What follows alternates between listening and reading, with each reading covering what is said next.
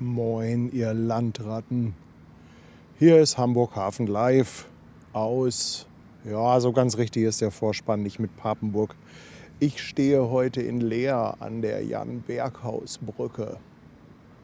Ja, es ist stockduster, es gibt keinen Kaffee,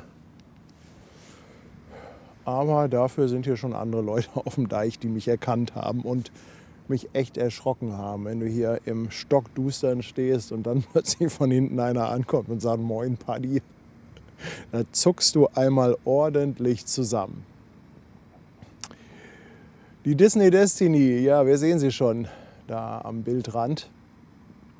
Sie hat noch einen kleinen Moment, sie muss halt durch diese Brücke durch. Und gestern Abend ging es ja los, um 23 Uhr ungefähr haben sie losgemacht. Dann ging es durch die Dockschleuse in Papenburg. Aber ich hatte auch erst überlegt, ob ich dahin fahre. Aber dann hätte ich ja echt gar kein Auge zubekommen. Und ja, ihr seht ja, stockduster wäre es gewesen die ganze Zeit. Und ich habe so ein bisschen die Hoffnung, dass sie sich lange genug Zeit lässt, dass wir ein bisschen Licht bekommen, also Sonnenaufgang. Und wir sie dann ja, zur blauen Stunde mit Sonnenaufgang in schönstem Licht bekommen. Aber schön, dass schon so viele Verrückte hier bei uns sind. Also das ist echt Wahnsinn. Es ist doch immer wieder ein Ereignis. Papenburg, Ems-Überführung und dann noch ein Disney-Schiff. Und es ist ja auch erstmal für einige Zeit das letzte Schiff. Ich glaube, nächstes Jahr wird es keine Überführung geben, dann erst 2027 wieder. Ach ja.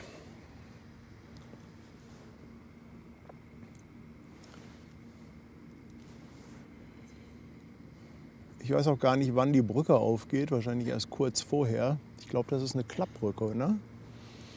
Das sieht bestimmt auch ganz cool aus, wenn sie da durch muss. Ja, vielen, vielen Dank für die ersten Glückwünsche zum Hochzeitstag.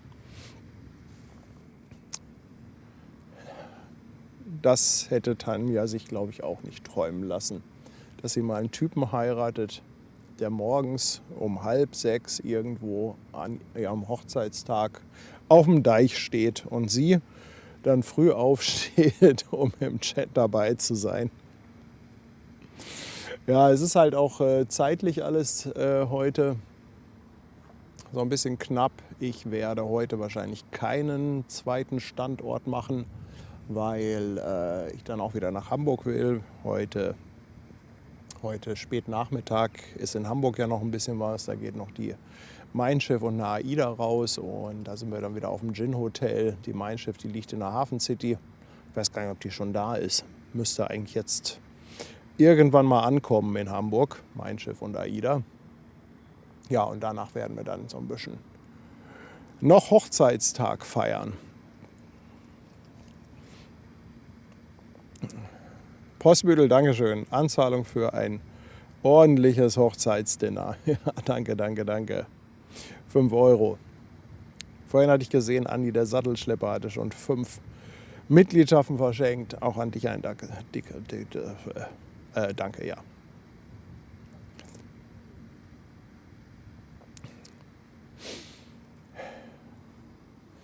Ja, ich freue mich natürlich, dass sie ordentlich beleuchtet ist. Disney-Schiffe sehen ja auch bei Dunkelheit immer sehr, sehr schön aus. Aber ansonsten, ja, so ein paar Lichter haben wir da hinten an der Brücke. Hier und da leuchtet es auch mal ein bisschen blau. Also Polizei ist auf jeden Fall auch unterwegs. Und das Gute ist, wir haben auf jeden Fall mit dem Wetter heute einen Hauptgewinn. Also es ist überhaupt nicht windig. Ihr seht auch das Wasser, das ist echt spiegelglatt. Also das ist schon echt klasse. So, die erste Drohne sehe ich da hinten auch schon. Ich habe meine Drohne im Auto gelassen, denn hier ist Naturschutzgebiet. Mir ist das ehrlich gesagt zu heiß, hier in eine Kontrolle zu kommen im Livestream. Wir hatten ja diese Woche schon genug Polizeikontrollen.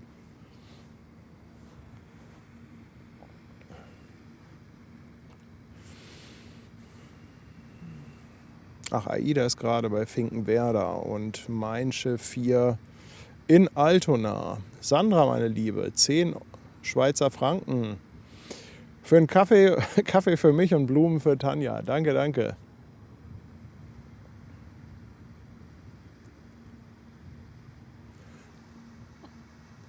Ja, wieso steht eigentlich oben im Bild 3:51 Uhr?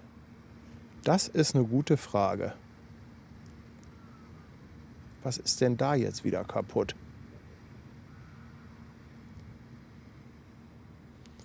Hat die Uhr sich eine andere Zeitzone genommen? Sind wir hier in Papenburg irgendwie in einer Matrix gefangen oder so?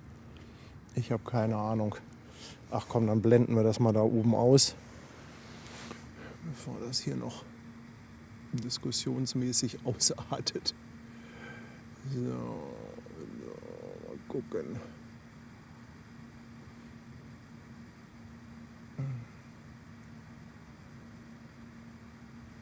Heute mal ohne Uhr und Temperatur.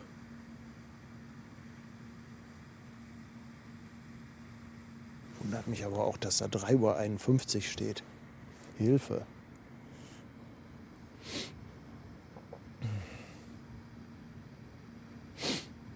MEZ ohne Mehrwertsteuer, ja. Ja.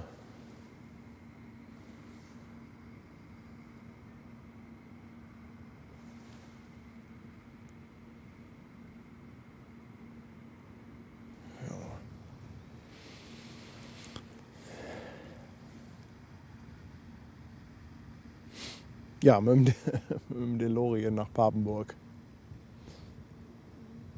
Wer weiß, was hier los ist. Ich bin ja froh, dass das Netz hier halbwegs hält. Das war ja meine größte Sorge. Das ist ja an einigen Standorten hier in Papenburg immer ein bisschen wackelig, aber hier in Leer ist das ganz ordentlich. Wobei an der Werft in Papenburg ist das Netz auch immer super.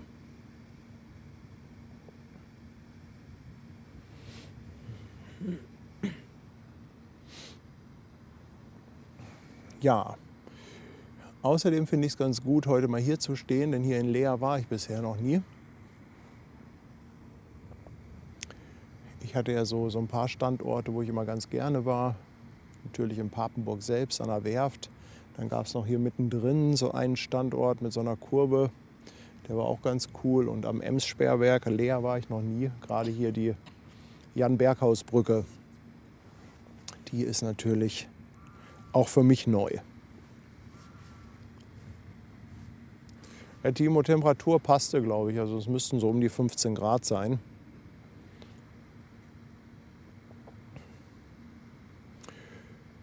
Dirk für die Kaffeeklappe. Dankeschön für 2 € Superchat. Danke dir, mein Lieber. Boah, wer blendet denn da jetzt so? Ja, man merkt, das Schiff kommt näher, es wird langsam größer. Ich kann das ganz schwer abschätzen, wann das an der Brücke ist. Also könnt ihr mir vorstellen, dass das aber noch ein Stündchen dauert.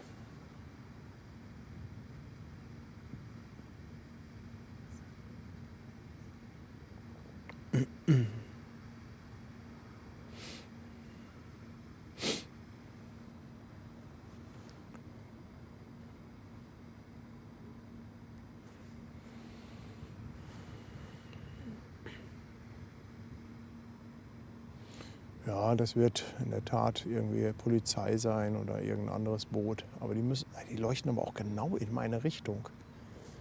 Wenn das wirklich so stockduster ist, dann blendet das. Und hinter mir fängt aber zumindest so ein bisschen an, sich Wolkenstruktur zu bilden. Ich habe mir diese Seite ausgesucht in der Hoffnung, ja nicht in der Hoffnung, aber gab es nichts zu hoffen. Aber hier kommt die Sonne dann von hinten. Das heißt, ich muss dann nicht gleich auch noch direkt in die Sonne gucken, wenn die aufgeht.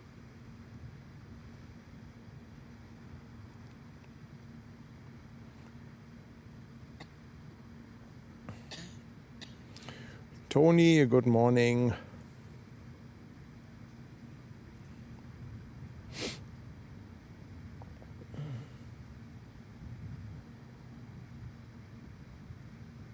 Doreen, diese Miniaturausstellung habe ich gestern entdeckt. Da habe ich nämlich noch mal geladen. Die hatten da ein paar Ladepunkte. Irgendwie das Leeraner Miniaturland oder so nennt sich das. Aber drin war ich nicht, das war auch schon zu. Thomas, moin.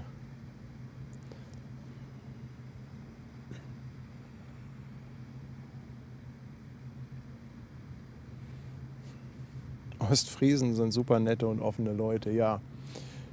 Ja, als Kind früher waren irgendwie die Ostfriesen-Witze immer ganz angesagt.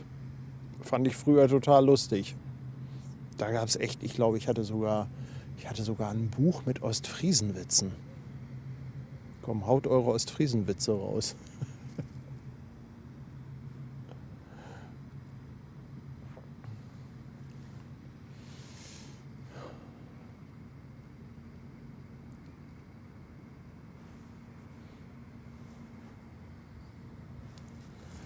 So, ich hoffe, man kann das auch alles ganz gut erkennen. Also ich muss gestehen, es ist hier echt an meinem Set so dunkel.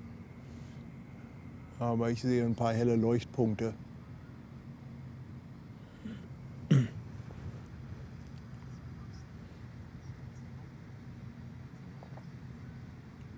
Alessia, willkommen bei uns auf dem Kanal. Schön, dass du uns entdeckt hast.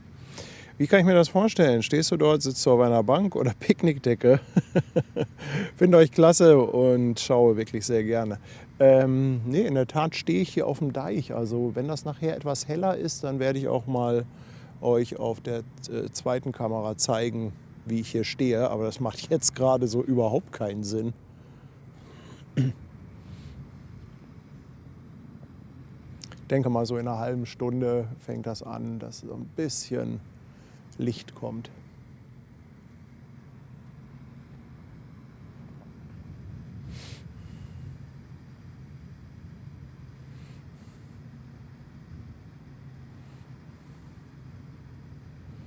Wieso lesen Ostfriesen die Zeitung immer mit einem Helm auf dem Kopf, weil sie Angst haben, die Schlagzeilen könnte sie hart treffen? Ja, also ich erinnere mich auch, Ostfriesenwitze waren definitiv Kategorie Flachwitze.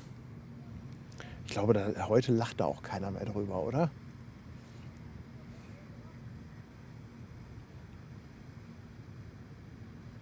Warum sind bei den Ostfriesen die Busse 10 Meter breit, weil alle vorn sitzen wollen? Ja, die Disney fährt da hinten jetzt nochmal eine Kurve. Ihr kennt das ja, oder alle, die jetzt neu dabei sind, für die kann ich es ja nochmal erzählen. Das Schiff wird mit Schleppern rückwärts über die Ems geschleppt. Die Disney hilft selber mit, also die Antriebe laufen. Die hat ja auch so 360 Grad Propellergondeln, Azipods.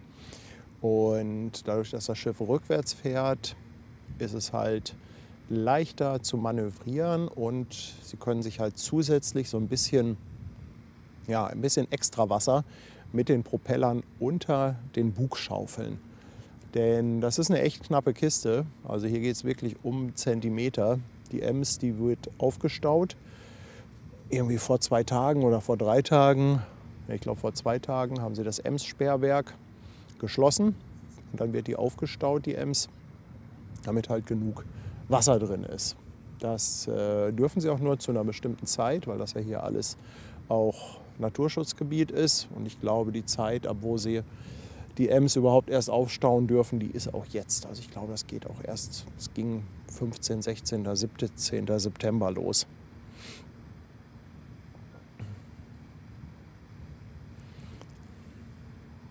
Ja, Dirk, lass laufen, leg dich wieder hin. Aber laufen lassen. Dann bist du zumindest Inventar.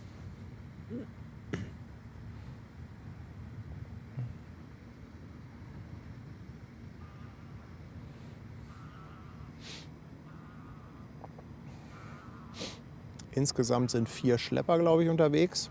2 sind fest an dem Schiff.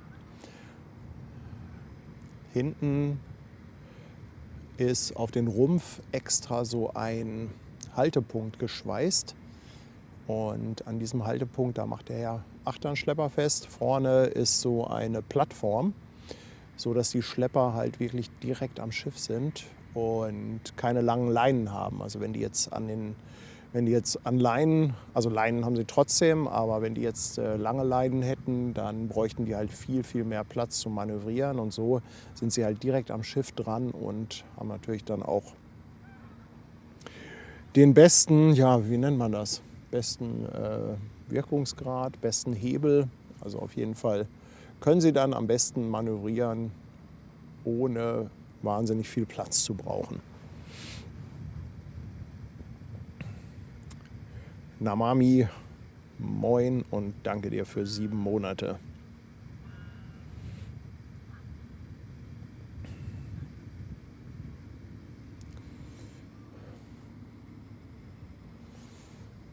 Ich hatte gestern noch mal ein bisschen Location gecheckt und erst war meine Idee, mich vor die Brücke zu stellen, also quasi jetzt auf die andere Seite. Aber da fährt man in so eine kleine Siedlung rein und da war gestern schon alles abgesperrt. Ich mit meinem ganzen Gerödel immer muss ja gucken, dass ich nach Möglichkeit nicht so wahnsinnig weit laufen muss. Und um da auf den Deich zu kommen, da muss man halt auch eine Treppe hoch. Und dann habe ich aber hier noch diesen Punkt gefunden. Hier ist das Gute, hier ja, kann ich direkt in der Nähe parken und komme hier über so einen Weg, der schräg den Deich hochgeht, nach oben auf den Deich. Und außerdem dachte ich mir dann, hey, wenn du hinter der Brücke stehst, dann hast du das Schiff vielleicht ein bisschen später, haben wir noch ein klein bisschen mehr Zeit, damit die Sonne aufgehen kann. Ich will mal gucken, ob ich nicht die zweite Kamera mal nach... Oh, verdammt. Oh, hier liegt auch schon wieder tonnenweise Schafsscheiße.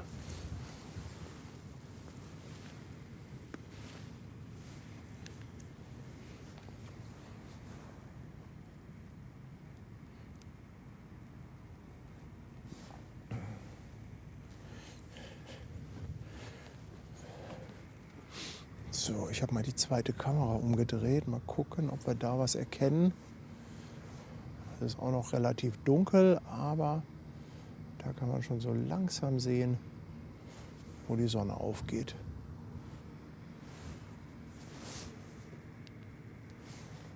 Und der Paddy mit seiner Stirnlampe.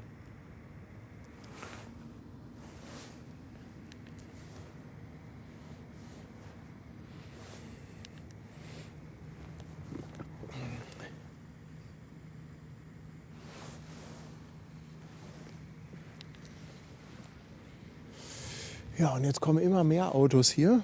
Also ist schon einiges los. Jennifer, moin und liebe Grüße nach Kalifornien. Kalifornien, wie spät ist denn da jetzt? So Mitternacht ungefähr? Nee, Mädel, ich bin nicht alleine auf dem Deich. Also es ist jetzt noch nicht voll, aber es sind schon einige Leute. Und ich sage euch, Stirnlampe ist wirklich beste Anschaffung ever.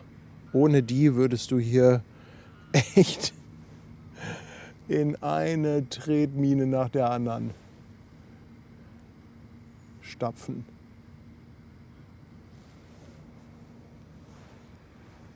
21 Uhr ist es jetzt. Ach, das ist ja ganz komfortabel. Das ist ja beste Primetime in Kalifornien. Das müsste ja auch für Toni eine gute Zeit sein.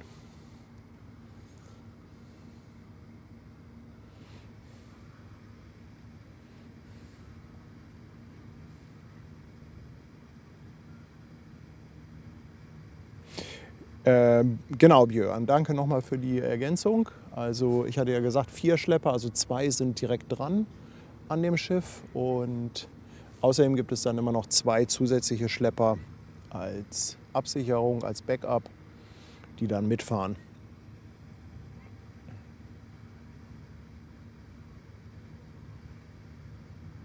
Oder ist nur einer? Björn schreibt die Käthe Wessels. Ich habe jetzt gar nicht drauf geguckt. Dachte immer, da fahren 2 noch mit. Ja, kann auch sein, dass es nur eine ist. Ja, das Schiff leuchtet auf jeden Fall schön hell. Aber lasst dir ruhig Zeit, liebe Disney. Mal schauen, wann die Brücke aufgeht. Ich denke erst kurz vorher.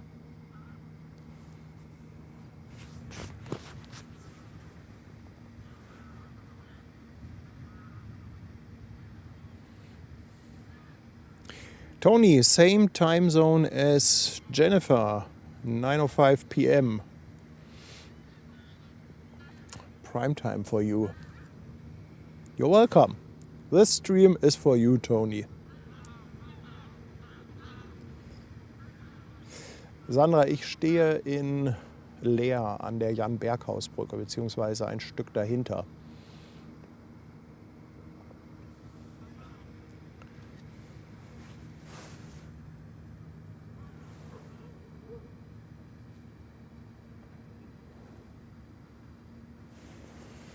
Gott, jetzt krabbelt hier so ein riesiger Schneider über meinen Chat. Hau ab.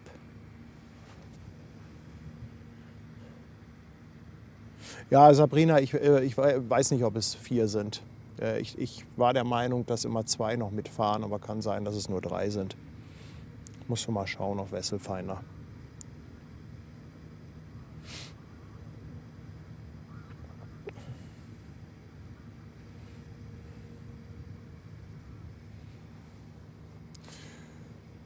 Ja, langsam kommt die Leuchtboje da angerauscht.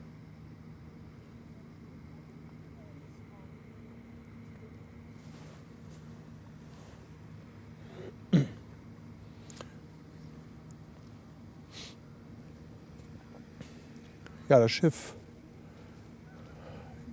geht dann heute ja, so um die Mittagszeit durch das Ems-Sperrwerk.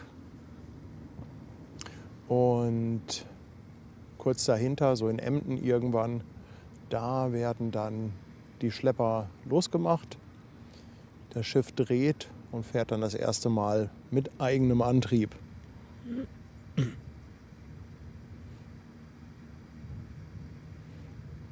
Das ist ein Voigtschneider, ja.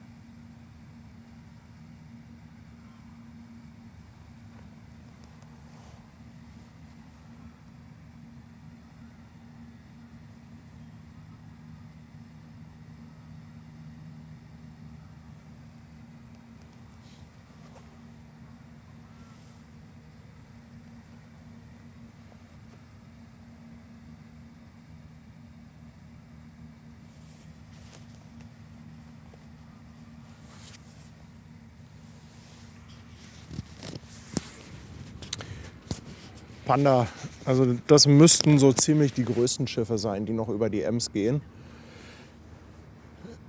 Ich glaube, viel größer geht dann auch nicht mehr. Ich weiß nicht, ob das theoretisch noch gehen würde, aber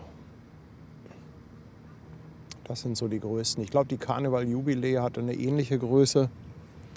Die Aida Nova ist ja auch so diese Größe.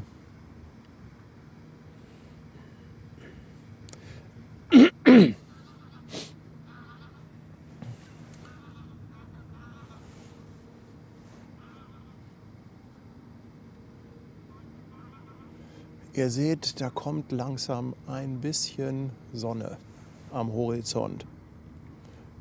Schade, das jetzt hinter der Disney wäre schön, oder?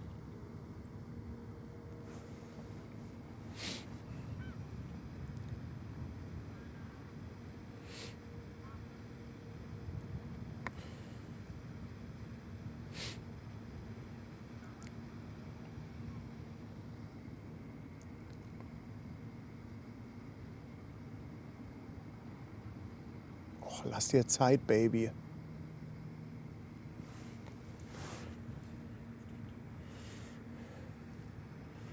Ich bin gestern schon gefahren. Ich habe hier übernachtet. Das wäre mir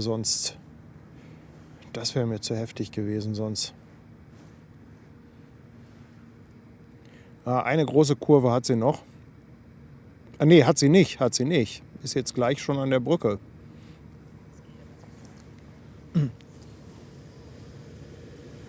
Jetzt kommt hier einer mit dem Auto hochgefahren. Ach, die Polizei. Ja, moin, ihr Lieben.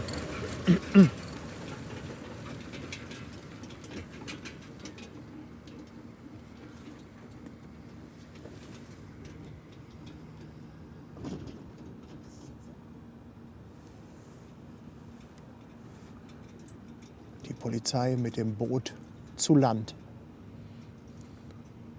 Wollen die hier wassern?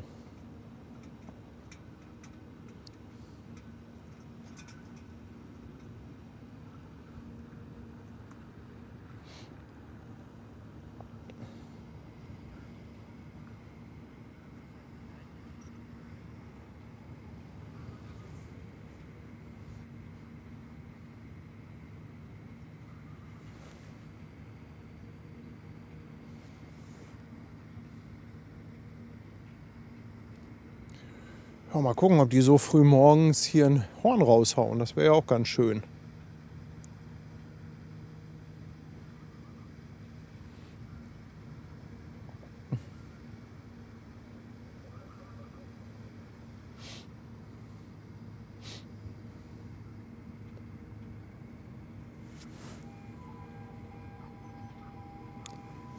Ich höre Geräusche. Ist das die Brücke?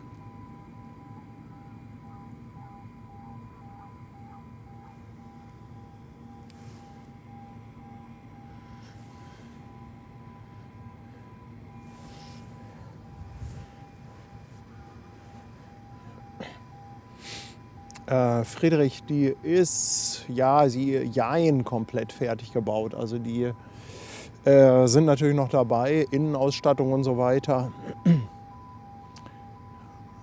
Also das Schiff, das Außenschiff und so weiter, das ist soweit fertig, aber im Schiff wird noch einiges getan.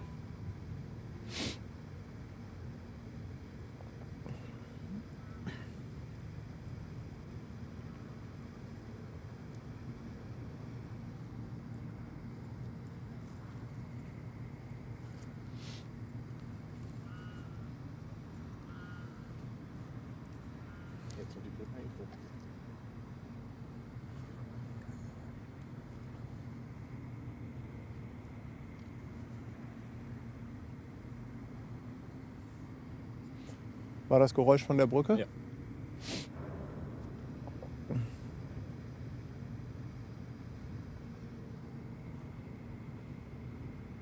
Leute haben sie schon alle runtergeschickt.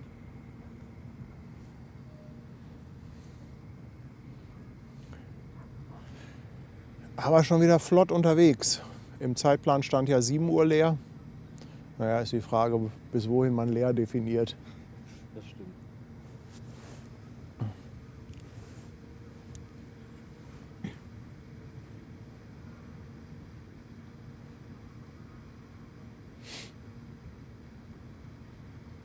Genau, Björn, das Schiff, das geht, glaube ich, nach Emshaven.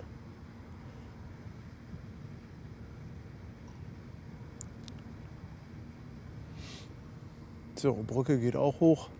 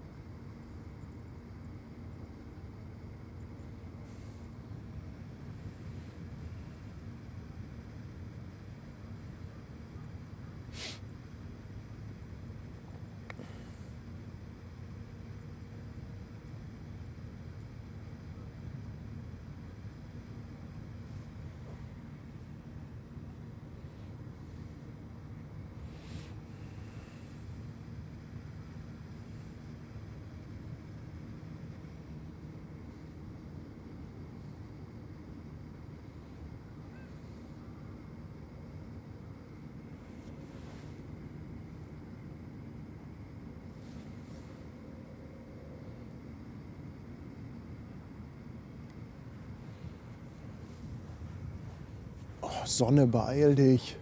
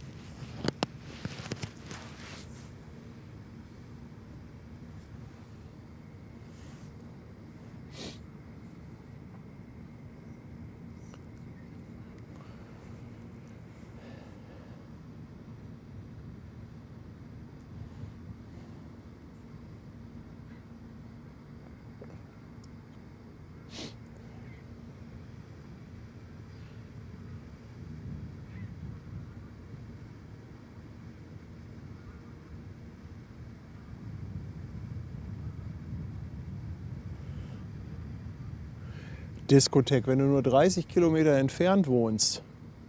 Da muss man sich doch sowas mal angucken, oder?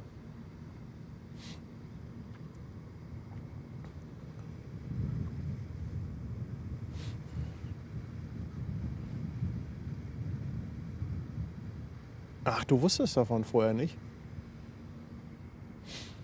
Ja, es ist ja mittlerweile, also das waren ja früher waren das ja riesige Ereignisse. Also damals hat ja wohl auch der NDR das immer noch live übertragen. Das machen die mittlerweile auch gar nicht mehr. Und ja, es ist so ein kleines bisschen Normalität. Also natürlich so bei den ganzen Schiffsseiten und so weiter, da bekommt man natürlich die Infos, dass das passiert. Und wenn man sich damit beschäftigt, klar, dann sowieso. Aber ich glaube, so jetzt in den Massenmedien, ja gut, wird vielleicht ein kleiner Bericht sein, aber so ein Riesending ist das schon gar nicht mehr. Tim Costello, looking at Google Maps to try a guess where the drawbridge is. Search for Leer, L-E-E-R.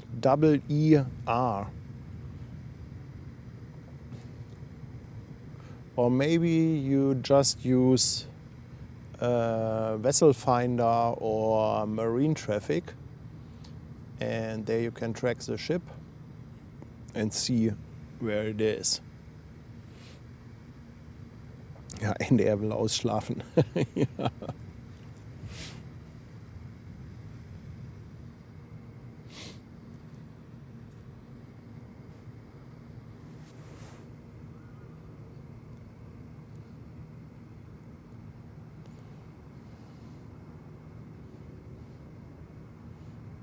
Da tut sich was hinter uns.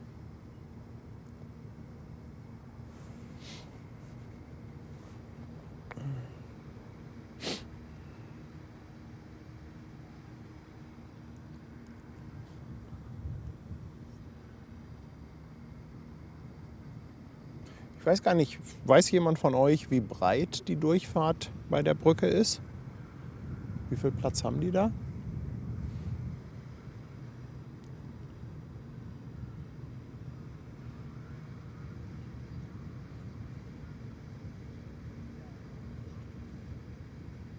MP schreibt, ich bin auf dem Dampfer und für deinen Stream nun wach.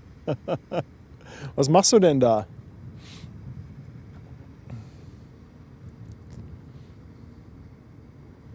Ich hoffe, du hattest eine schöne Kabine.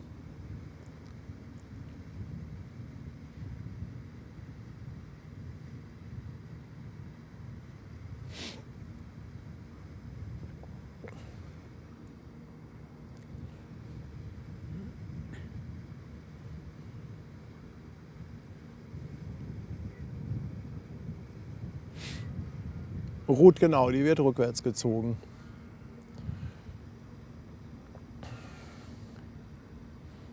Ist einfacher mit dem Manöver und dann ist sie etwas manövrierfähiger. Oh, habe ich mich erschrocken. Oh Gott, hier ist gerade jemand auf dem Deich mit seinem Stuhl umgefallen. Da machst du Sachen mit hier, du.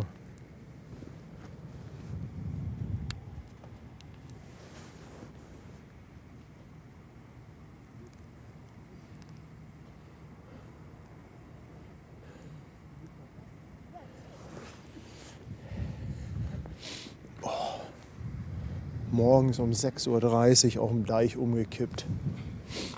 Junge, Junge, Junge. Oh, MP ist für alle WCs verantwortlich. Ja. Ein verantwortungsvoller Job.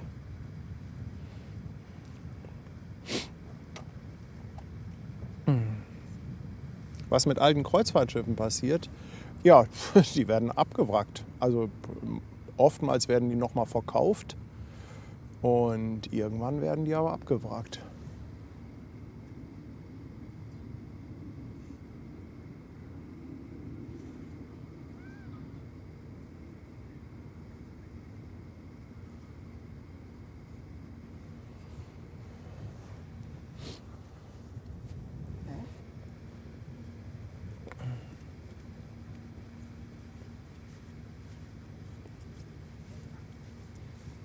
Nancy, ich bin in Leer.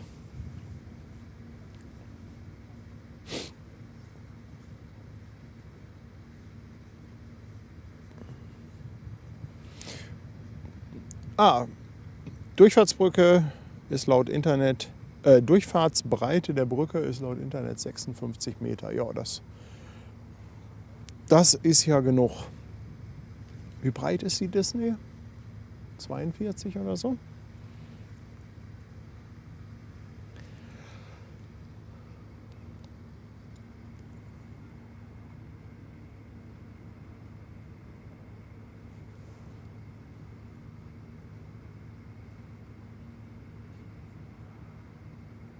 Oh, das Wasser echt spiegelglatt.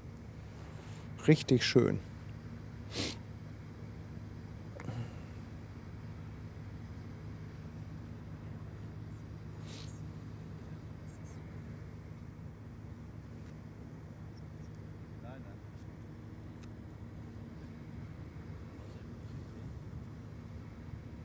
So langsam fängt blaue Stunde an. 39 Meter ist sie breit. Ah, okay.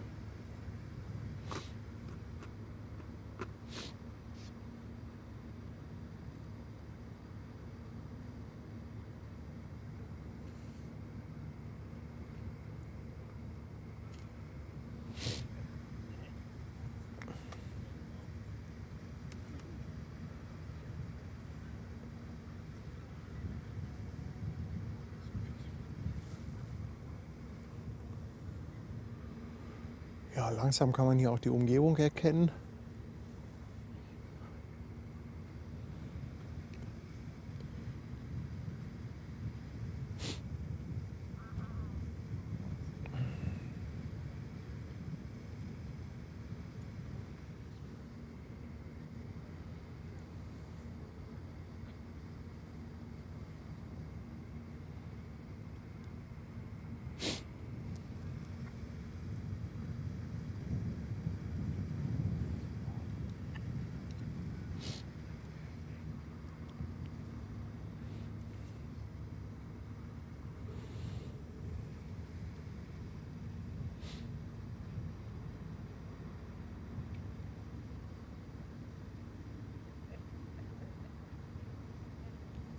Oh, spannend. Habe ich so auch noch nicht gesehen.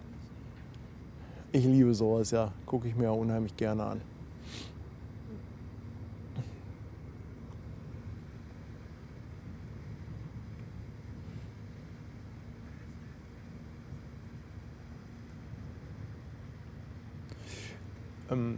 Diskothek, die Uhrzeit richtet sich nach dem Wetter und dem Wasserstand. Die müssen natürlich gucken, dass es nicht zu windig ist, denn dieses Schiff hat ja eine extreme Angriffsfläche. Deshalb planen die natürlich die Überführung in erster Linie nach dem Wetter und nicht danach, dass die Zuschauer die beste Sicht und das beste Licht haben. Also wir hatten ja auch schon Überführungen, die von der Zeit her perfekt waren, wo es also morgens in Papenburg losging. Dieses Mal ist halt vom Licht her nicht so ideal. Dafür wird sie nachher am Emsperrberg, alle die da stehen, die werden da wahrscheinlich richtig tolles Licht haben.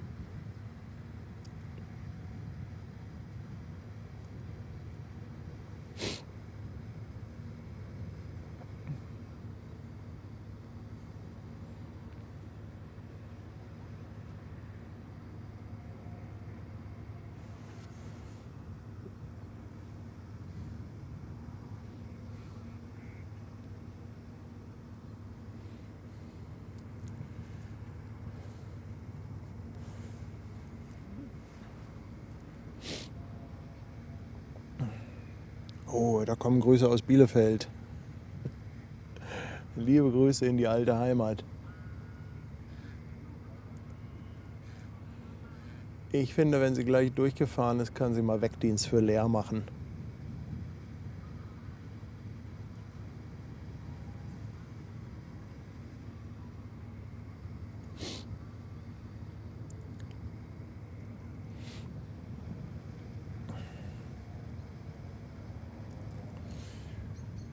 Den zweiten Standort werde ich heute höchstwahrscheinlich nicht mehr machen.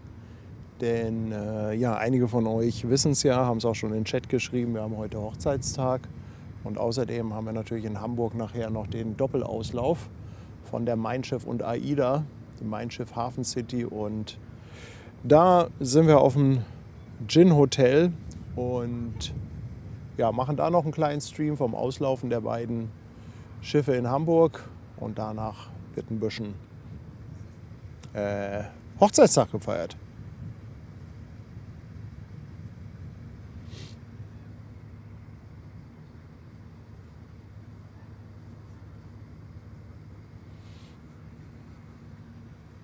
Auf den Schleppern sind übrigens auch immer 2 Crews, also zumindest mal 2 Kapitäne, damit die sich über die Zeit abwechseln können, weil das ist ja schon, guck mal, gestern um 23 Uhr ist es losgegangen, die Schlepper, die waren ja schon viel früher im Einsatz, die mussten ja über die Ems erstmal nach Papenburg fahren, das hat auch ein paar Stunden gedauert, dann warten die in Papenburg noch mal eine ganze Weile, bis es losgeht.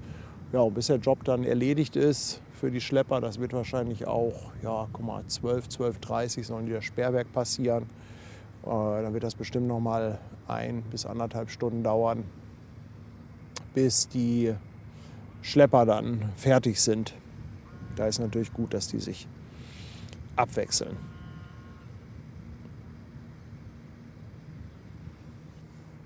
Ja, die Beleuchtung ist super schön, Diskothek, da gebe ich dir absolut recht. Für meinen Geschmack könnte sie eine halbe Stunde später sein. Dann hätten wir noch mal richtig schönen Sonnenaufgang. Aber das Gute ist ja, sie wird ja hier noch komplett bei uns vorbeigezogen und wir können noch einen kleinen Moment hinterher gucken. Dann sehen wir sie auch von vorne.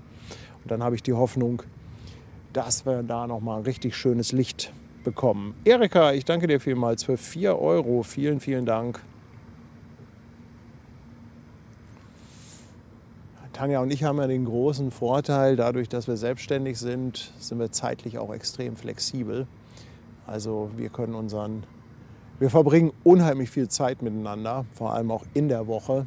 Und muss man natürlich auch mal so sagen, solche Ereignisse, die muss man halt mitnehmen. Für den Kanal ist das halt unheimlich wichtig, dass wir das hier zeigen. Und Hochzeitstag geht natürlich vor, ist natürlich auch wichtig, aber so versuchen wir das alles unter einen Hut zu bringen.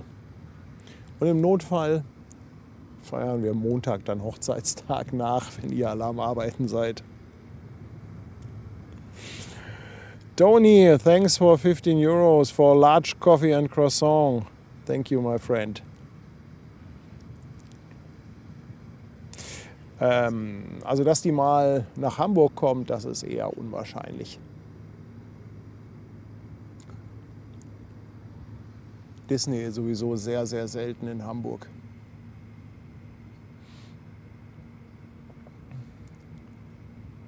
So, jetzt nur noch wenige Meter, bis sie die Brücke passiert.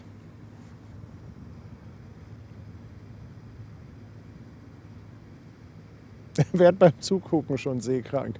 Das ist doch gar nichts. Das ist doch, also wer da bei der Ems-Überführung seekrank wird, der muss sich wahrscheinlich auch auf dem Klo anschnallen. Ach, Bluti hat heute auch Hochzeitstag. Mensch, herzlichen Glückwunsch an euch.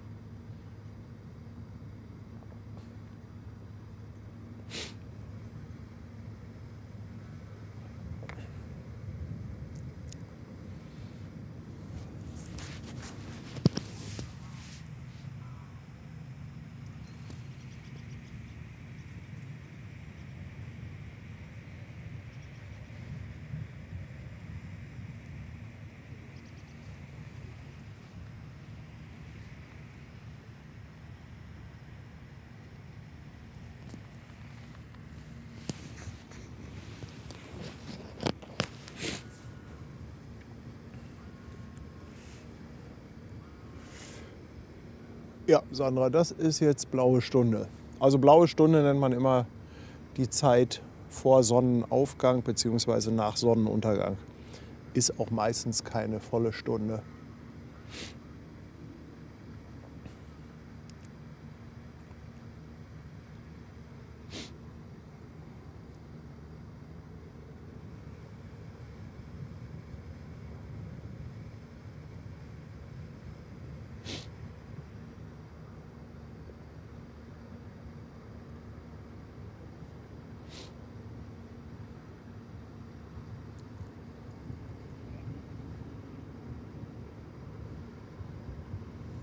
darf nicht vergessen, ein Foto zu machen. Ich glaube, das mache ich, wenn sie an mir vorbei ist.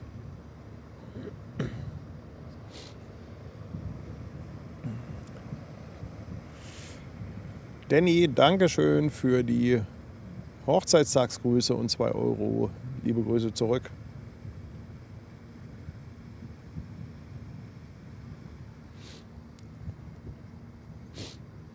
Ja, oben rechts, das ist eine Drohne.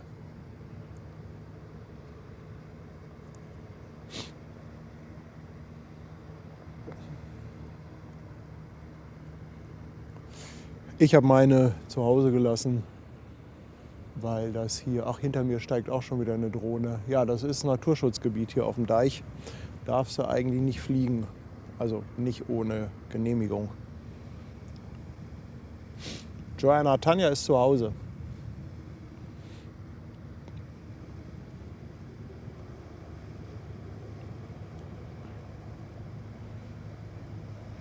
Simon, danke auch an dich. Dankeschön.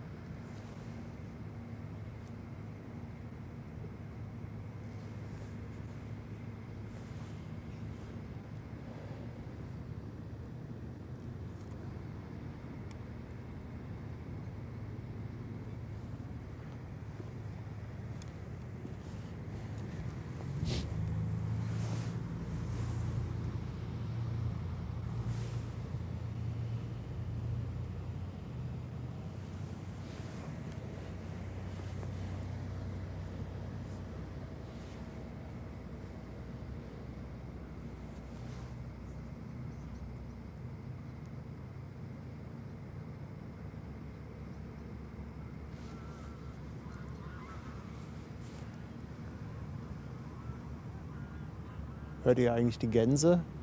Finde ich voll schön.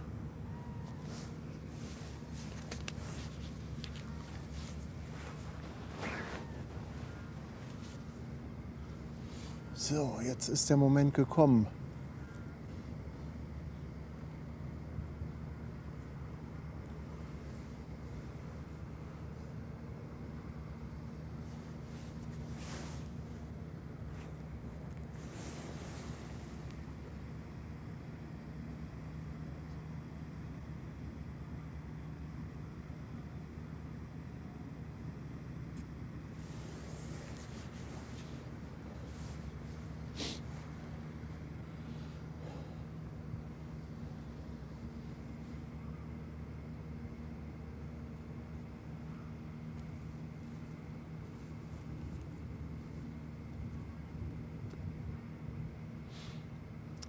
Sehr schöne Schiffe, die Disney. Ist wirklich sehr schön.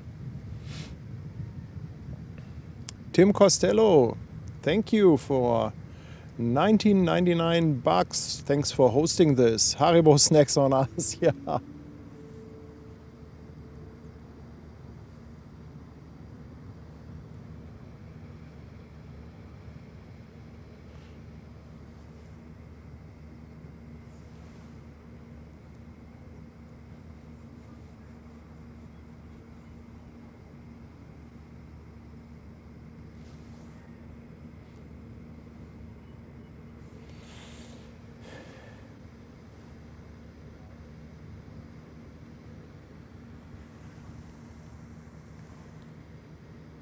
Nein, Rizzle. Passagiere werden jetzt hier nie eingeladen. Die ist ja noch nicht ganz fertig. Ich weiß gar nicht, wann die Jungfernfahrt ist. Das wird noch ein paar Monate dauern.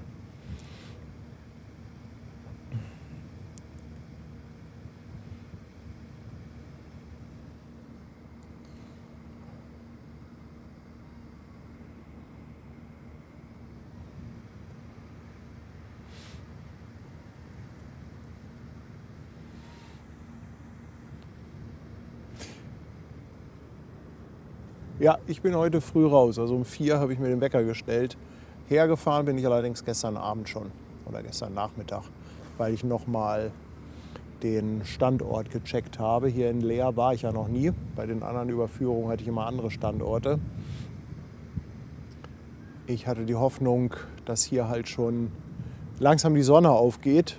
Ja, hätte jetzt für meinen Geschmack, hätte das Ganze noch mal eine halbe Stunde später sein können. Aber so haben wir ja schon mal so ein bisschen blaue Stunde. Also es sieht ja auch ganz toll aus, ne? So ein beleuchtetes Schiff. Und mal sehen, wie sich das entwickelt. Sie muss ja hier direkt an uns vorbei. Also eine halbe Stunde haben wir locker noch. Bahnfilmer Andi schickt den Frühstücks- und Kaffeezuschlag. Ich danke dir vielmals für 5 Euro, mein Lieber. Dankeschön.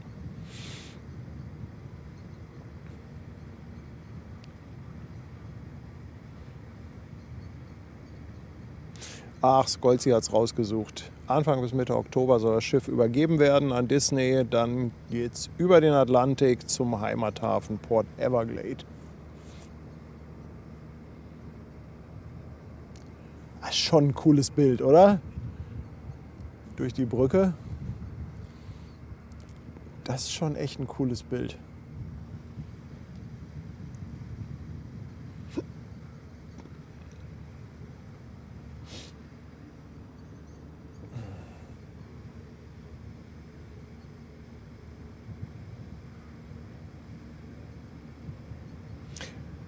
Liliana, ja genau, das ist die Jan-Berghaus-Brücke in Leer, wo wir gerade die Disney durchfahren sehen.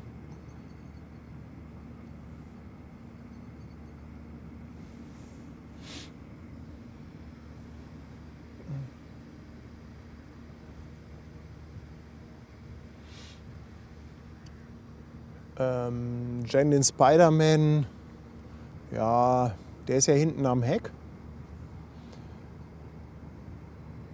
Ich denke, da muss man wirklich ganz genau hingucken, um den jetzt zu erkennen. Ich komme leider nicht näher ran, weil ich das Objektiv drauf habe für Dunkelheit. Deshalb fehlt mir jetzt ein bisschen Zoom. Aber ich denke, wenn sie an uns vorbeigefahren ist, dann kann ich noch mal das Objektiv wechseln.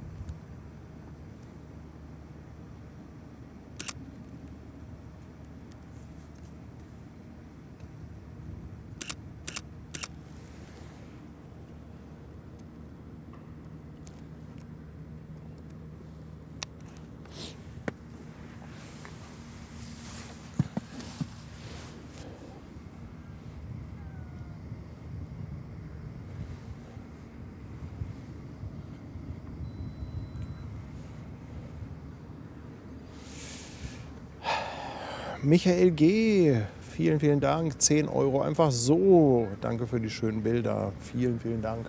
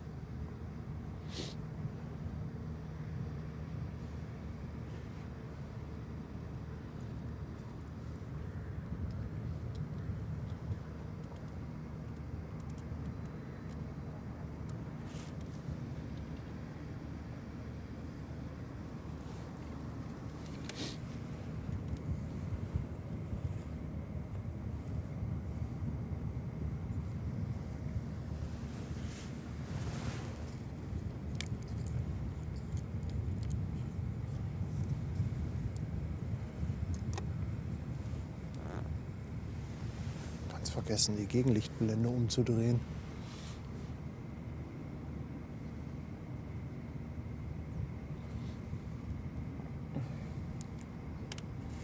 Ja, jetzt müsste sie schon fast durch sein. ist immer so ein bisschen schwer abzuschätzen, so von schräg hinten. Aber ich glaube, ich werde jetzt mal schnell das Objektiv wechseln, denn dann kann ich euch gleich auch ein paar Details zeigen.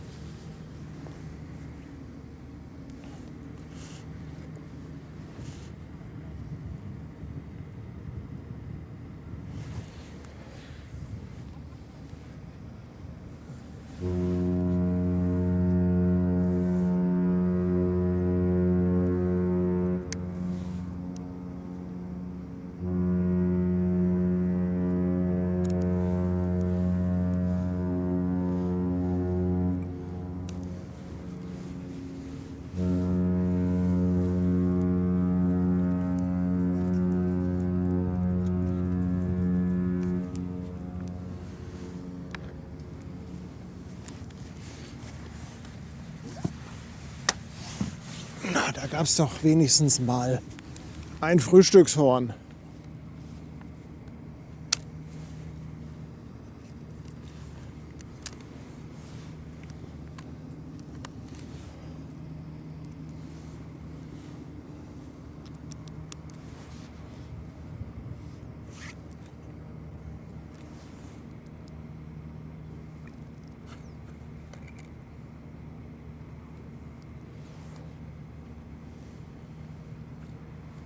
So, Kamera wieder da. Jetzt haben wir auch ein paar mehr Möglichkeiten hier mit dem Zoom.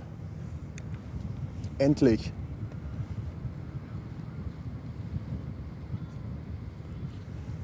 Und da sehen wir auch Spidey hinten am Heck. Alle Disney-Schiffe haben ja ein eigenes Thema. Die Disney Wish, die letzte, die hier überführt wurde hier, die hatte, meine ich, Peter Pan und Captain Hook hinten am Heck.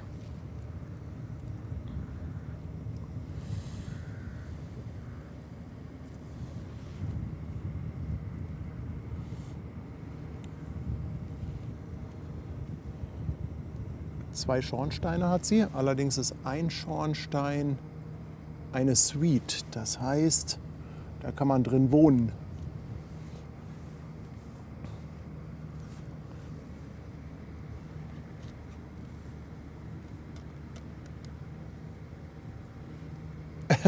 Jen, thank you, thank you. My English is really good. Thank you.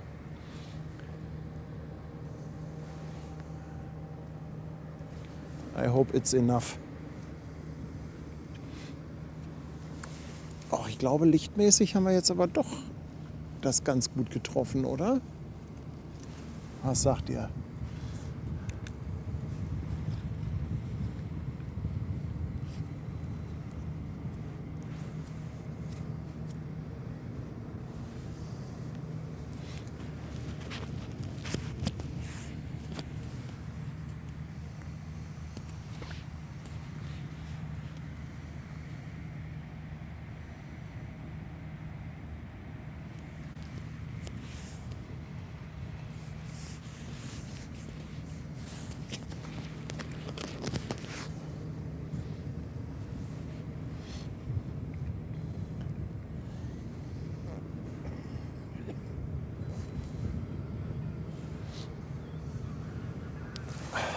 Sandra, 3 Monate bist du erst dabei, Sandra. Mensch, das kommt mir auch schon wie eine Ewigkeit vor. Danke, danke. 3 Monate Hamburg, meine Perle. Vielen, vielen Dank.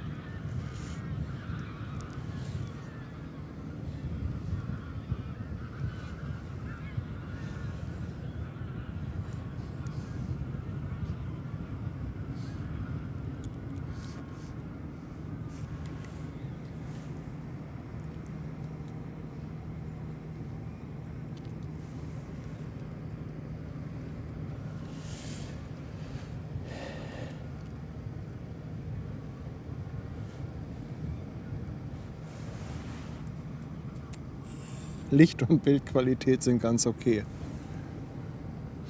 Brücke kann ich wieder zumachen, ja. Liegt jetzt nicht so ganz in meiner Macht, aber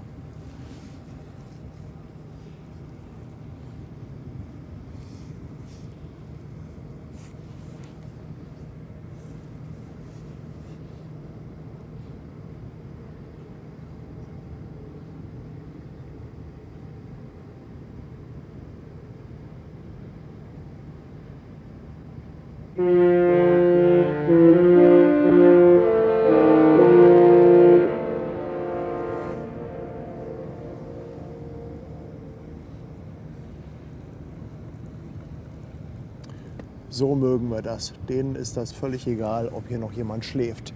Brücke geht zu im Hintergrund.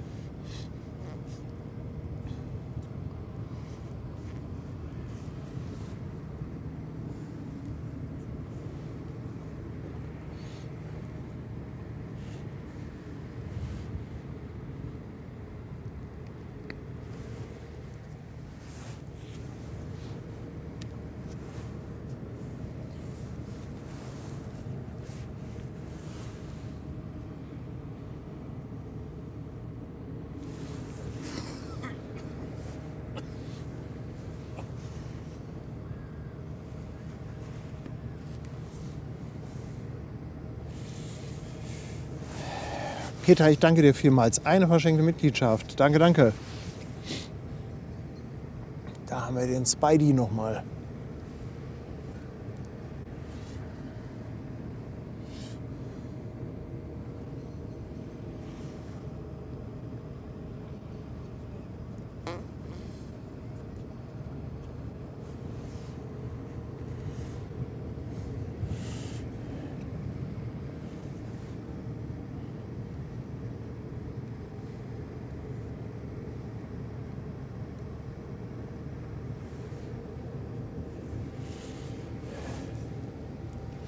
Joanna, Dankeschön für 5 Euro. Vielen, vielen Dank. Nee, Daniel, heute ist gar nicht so kalt. Vor allem ist es windstill, das ist das Wichtigste.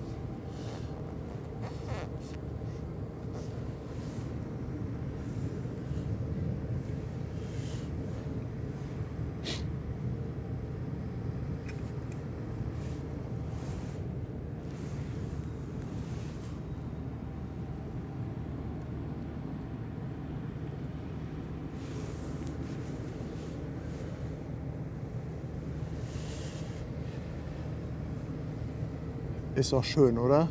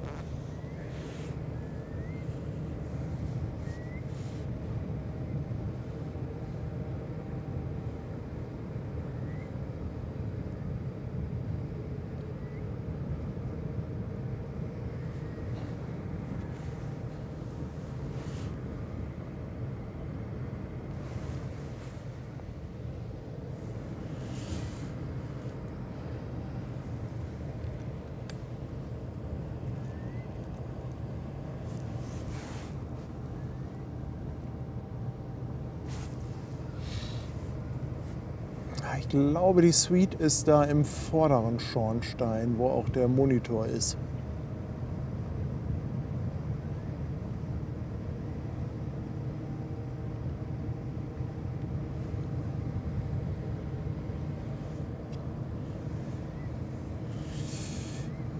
Thomas, rechts neben mir. Hallo Thomas, danke dir für 2 Euro. Moin, mein Lieber.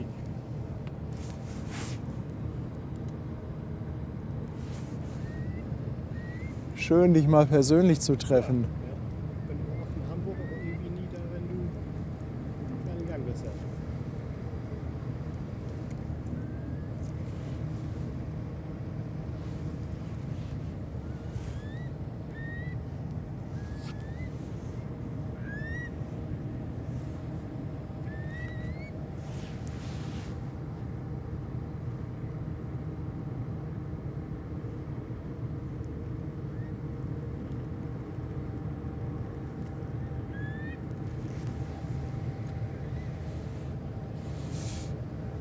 Jetzt wird es langsam eng mit dem Weitwinkel.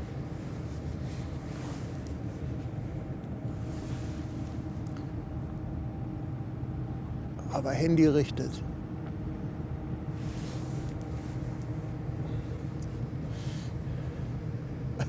Andi, auf dem Kahn läuft falsches Programm. Danke für 2 Schweizer Franken. Ich danke dir, mein Lieber.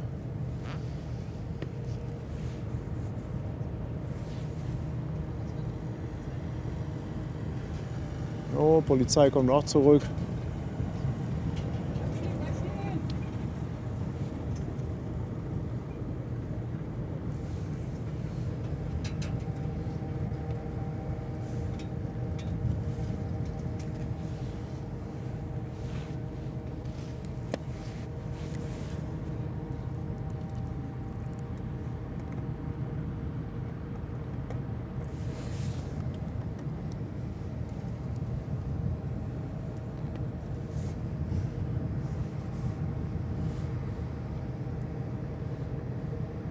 Wow. Boah.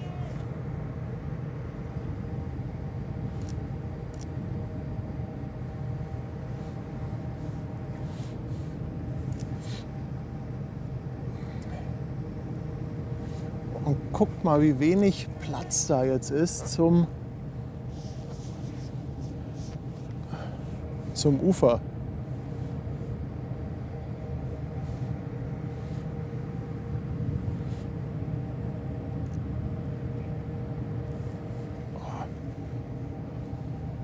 Ich würde sagen, haben wir doch Glück gehabt mit dem Licht. Doch ganz gutes Timing, ne? Ich dachte, dass sie eigentlich ein bisschen früh ist, aber schon sehr schön.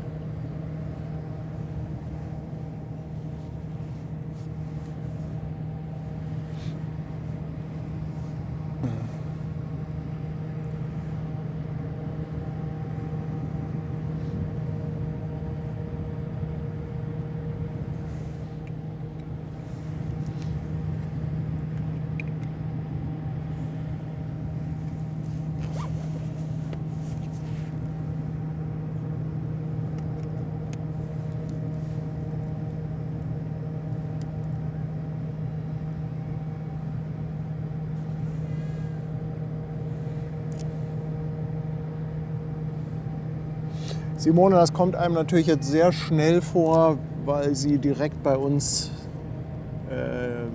dicht vorbeifährt. Aber die hat, ihr könnt ja mal auf dem Wesselfinder gucken, mehr als 2 Knoten wird die nicht drauf haben.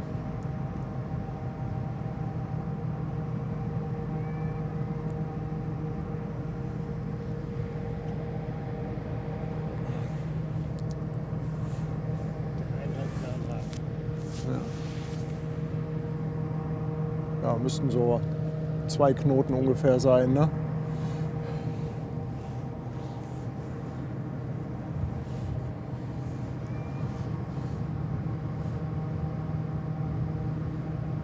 Boah.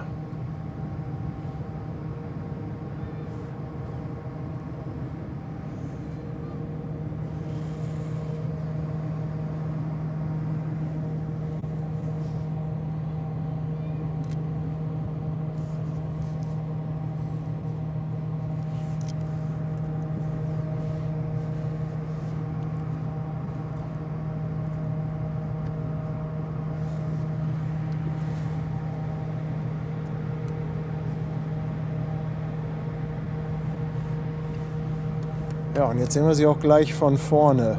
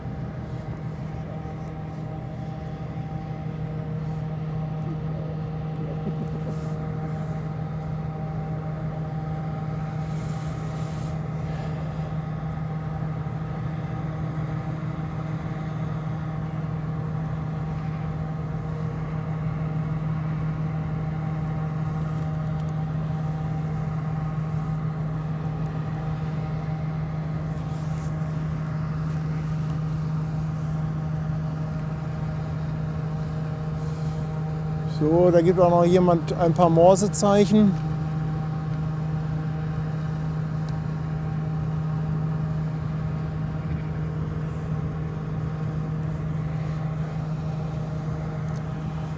So, die Rutsche wollt ihr sehen oben.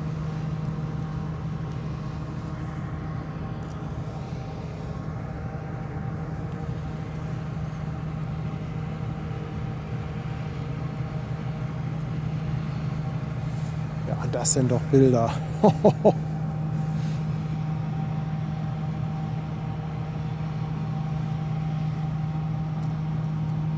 Schafe wachen auch auf. Oh, hinter uns eine ganze Schafherde.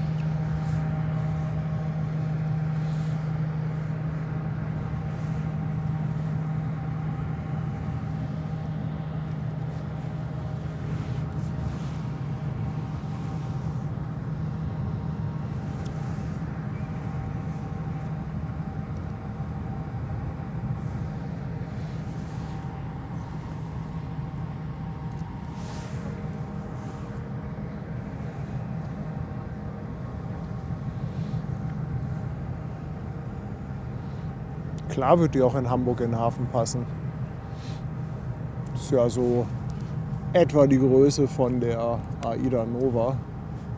Das passt schon.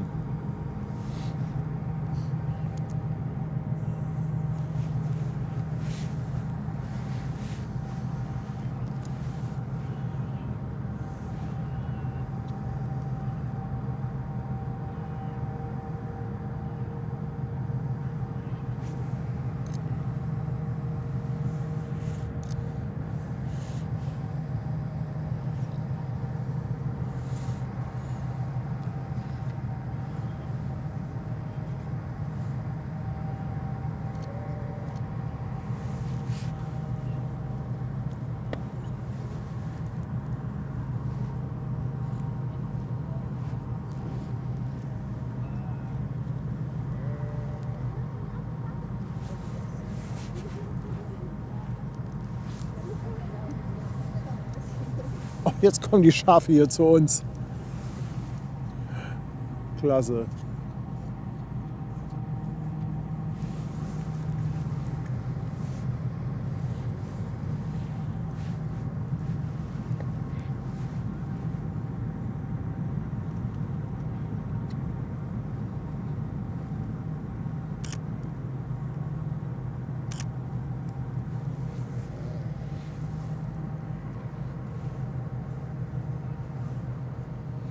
Ich hätte noch ein Brötchen, aber ich glaube, Schafe sind eher so Pflanzenfresser. Ja, komm her. Ja. Ja, sorry, dass wir hier in deinem Wohnzimmer sind.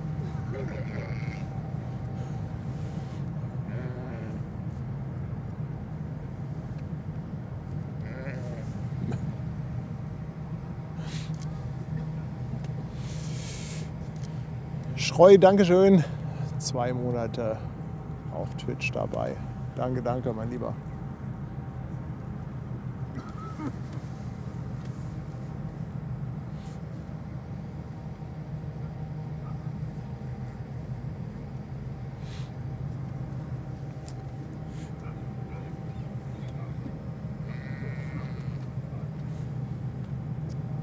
Ja, zeig doch mal, ist gar nicht so einfach, weil hier doch eine ganze Menge Menschen rumlaufen, aber die Schafe sind jetzt schon unten am Deich.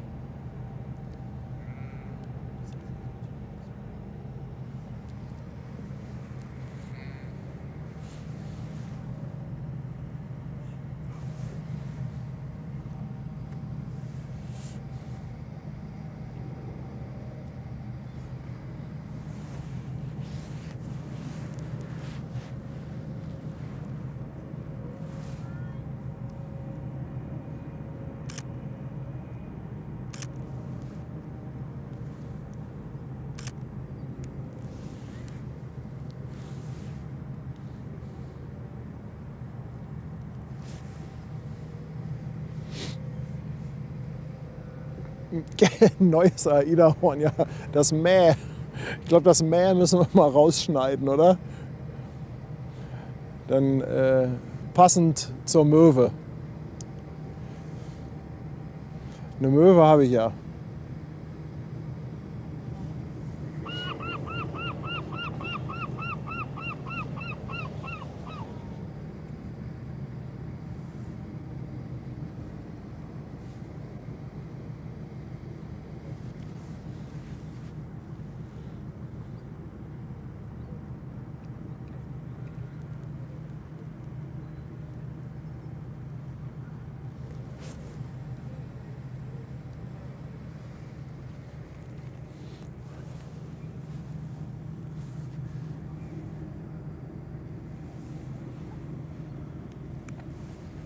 Schon schön, ein bisschen.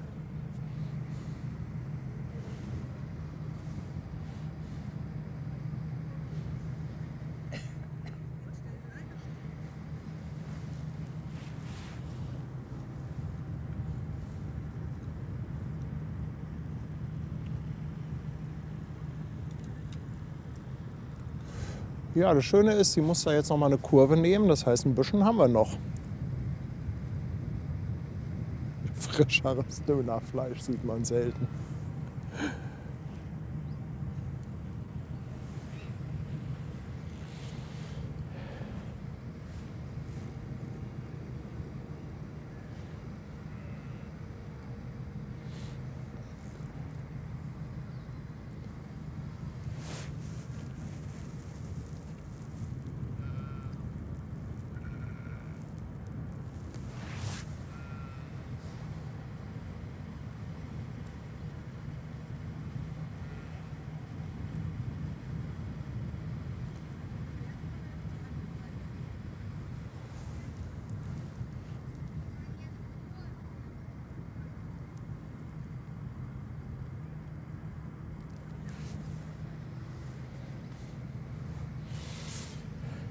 Werner, ich wünsche dir auch einen schönen guten Morgen. Danke für die 5 Euro. Ein Schafs-Emoji, ja. Schafe gibt es auch bestimmt als Standard-Emoji.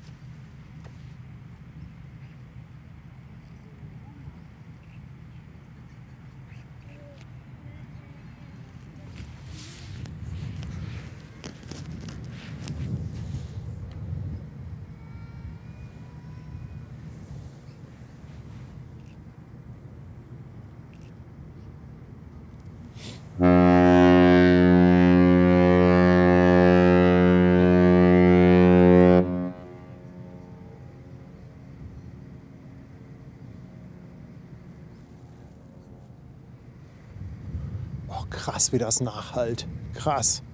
Brigitte, ganz, ganz lieben Dank für den Euro. Dankeschön.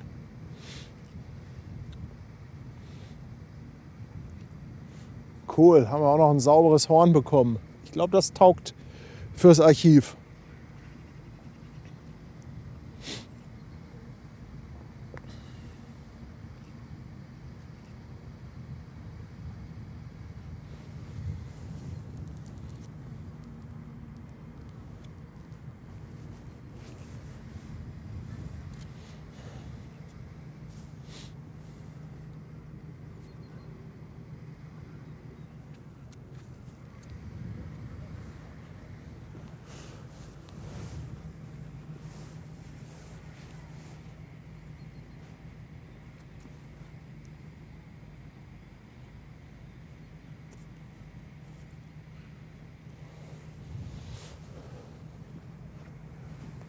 Ups, ach, ich war ja die ganze Zeit auf der zweiten Kamera. Ich Trottel. Ich dachte, ich wäre auf der ersten. Sorry. Wollte die zweite auf den Sonnenuntergang richten. So, jetzt nochmal richtig umschalten. So sollte das eigentlich sein. Jetzt solltet ihr das Bild erst bekommen. Verdammt. Paddy wieder. Dick wie nix. Die Aufstauung von der Ems, ich glaube, das dauert so einen Tag ungefähr. Etwas drüber. Ich glaube, das Sperrwerk haben sie vorgestern geschlossen.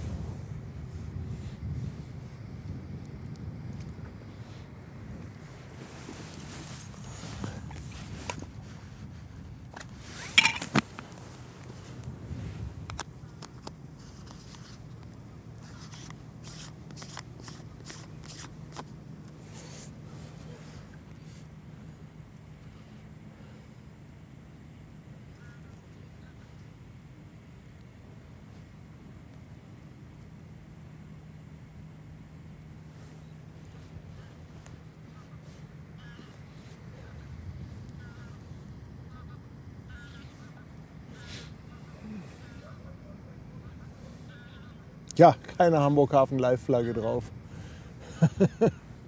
Da arbeite ich noch dran.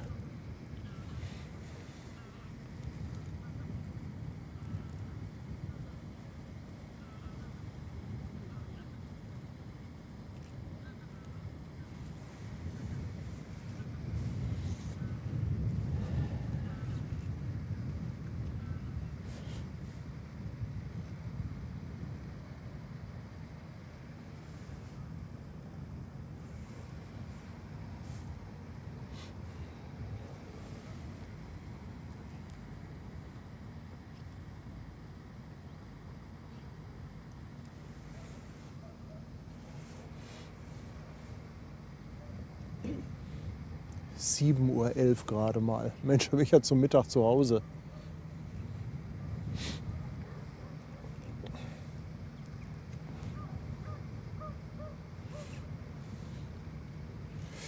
Kenox, moin, mein Lieber.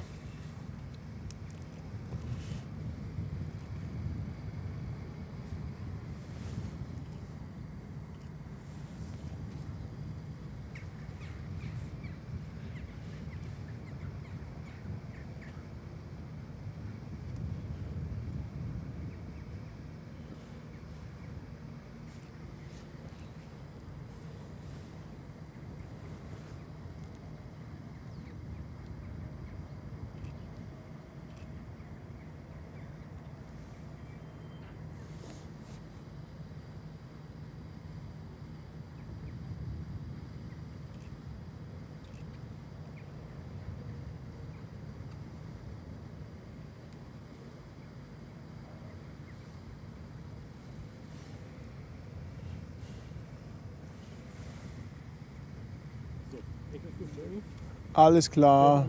Mach's gut, tschüss. Frühstücken ist ein gutes Stichwort.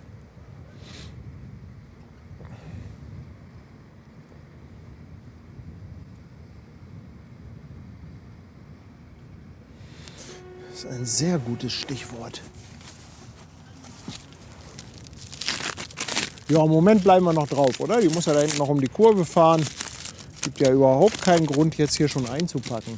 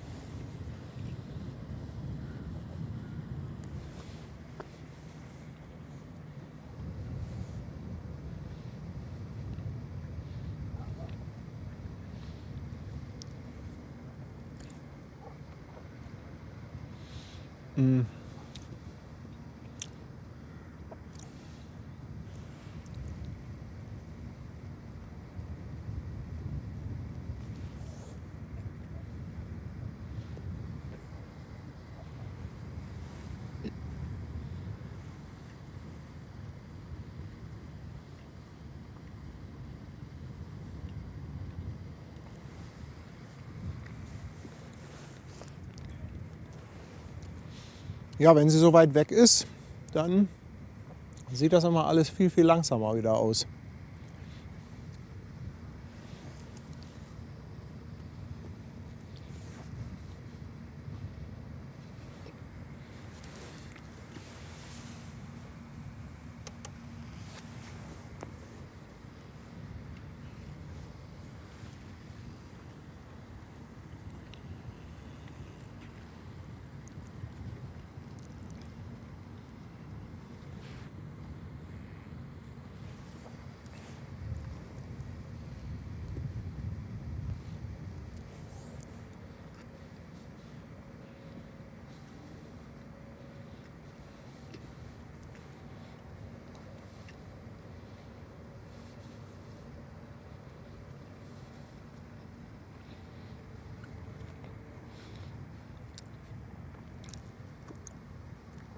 Sebastian hat mal rausgesucht, welche Melodien die Disney Destiny spielen kann. Das ist The Glory Days aus dem Film Die Unglaublichen, Go the Distance von Hercules, Circle of Life aus König der Löwen, Spider-Man-Titelmelodie aus Spider-Man von 1967 und dann Cruella de Vil aus dem Film Die 101 Dalmatiner und dann noch Captain America March aus Captain America First Avenger. Wobei ich ja ehrlich sagen muss, ich tue mich ein bisschen schwer damit, die Melodien zu erkennen. Wir haben ja so ein paar gehört, als das Schiff ausgedockt wurde. Aber, also nichts gegen schöne Disney-Melodien, aber so ein ordentliches Typhon, das ist dann doch schon mal eine schöne Ansage.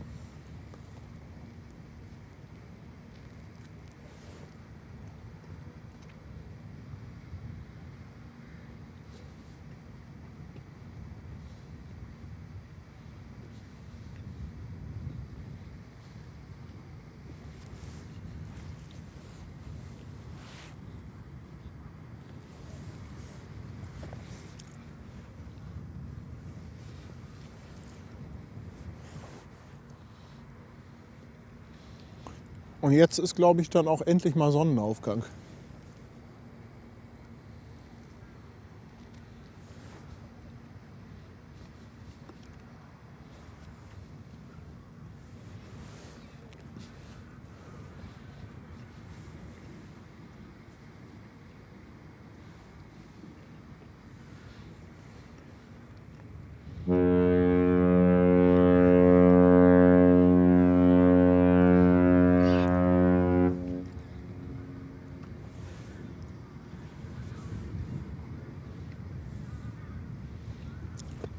Warten lohnt sich.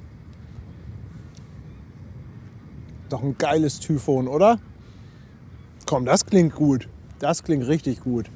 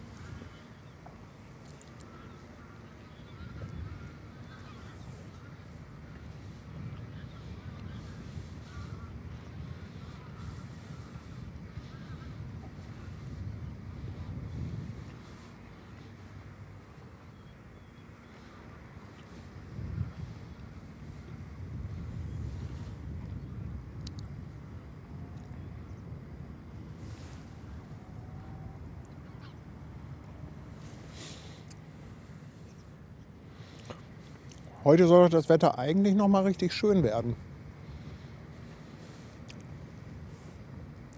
Darum wollen wir auch unbedingt heute späten Nachmittag noch mal die beiden Kreuzfahrer in Hamburg mitnehmen und euch die dann noch mal zeigen.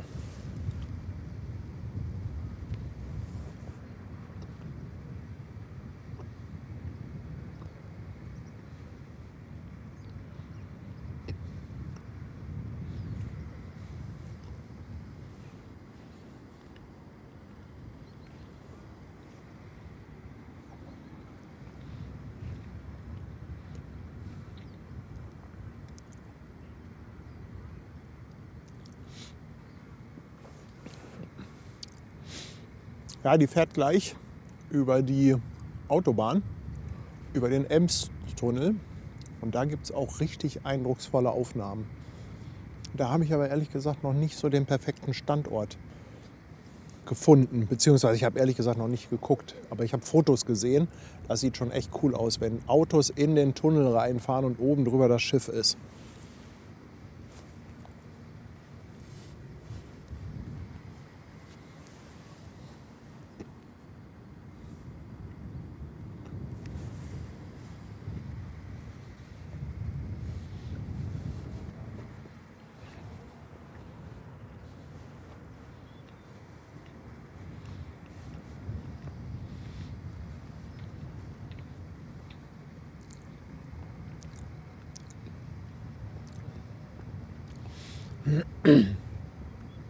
Dummkopf, die fährt rückwärts, weil das Schiff so einfacher zu manövrieren ist. Und außerdem haben sie die Möglichkeit, dann mit ihren Antrieben so ein bisschen zusätzliches Wasser unter den Kiel zu schaufeln. Denn vom Tiefgang her ist das hier eine ziemlich knappe Geschichte. Die feilschen da wirklich um jeden Zentimeter Wasser.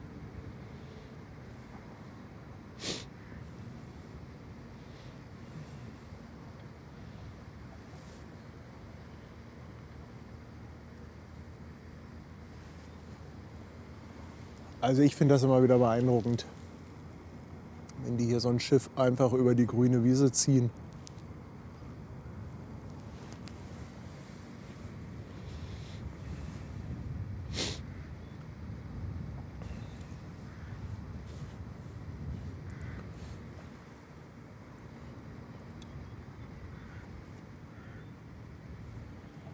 Krass, sind doch jetzt einige Wolken da. Vorhin, als ich aufgebaut hatte, war es ja noch stockduster. Da gab es einen richtig schönen Sternenhimmel.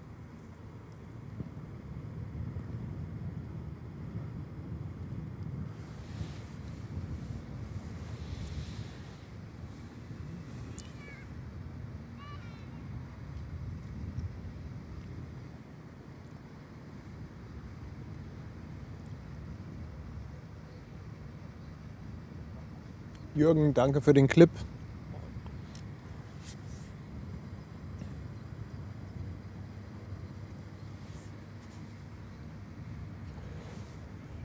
Ja, ich denke, das Horn werde ich auf jeden Fall rausschneiden. Das muss auf jeden Fall sein. Boah, was waren das für Bilder eben, ne? Richtig schöner Stream. Den müsste man sich eigentlich im Zeitraffer angucken. Im ganz Dunklen angefangen, dann blaue Stunde. Und als sie hier vor unserer Nase war, also das war ja fast perfektes Licht. Wow. Ach, ich freue mich. Das ist echt, das ist immer so, vorher ist es wie so ein Pokerspiel. Wo stellst du dich hin? Wo kommt sie wann, zu welchem Licht? Guck mal, wie sich jetzt der Sonnenaufgang vorne in den Scheiben spiegelt. Und ja, das Problem ist ja, es gibt halt vorher immer schon einen Zeitplan und laut Zeitplan sollte sie halt um 7 Uhr hier in Leer sein. Aber sie war halt ein bisschen früher da. Hat aber ganz gut geklappt. Die Leute, die hier fotomäßig unterwegs sind, die machen das auch meistens so, dass sie irgendwie mit dem Fahrrad mitfahren. Du kannst ja hier am Deich richtig schön mit dem Fahrrad entlang fahren. Das ist für mich immer so ein bisschen schwierig, weil ich ja doch eine ganze Menge Gerödel habe, was ich definitiv nicht aufs Fahrrad bekomme. Aber ich habe schon überlegt, ob ich nicht irgendwann mal so eine Ems-Überführung mit dem Handy streame. Und dann wirklich so mit dem Fahrrad die ganze Zeit mitfahren. Ich glaube, das wäre auch mal lustig. Aber jetzt haben wir ja erstmal ein bisschen Zeit. Nächstes Jahr wird es kein neues Schiff geben hier in Papenburg. Erst 2027 wieder.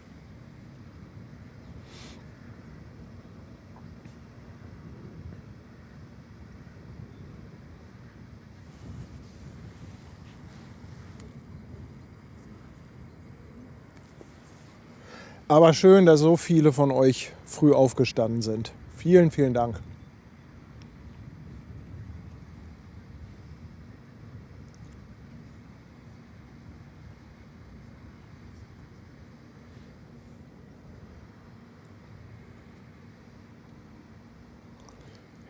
Yves, moin nach Luxemburg.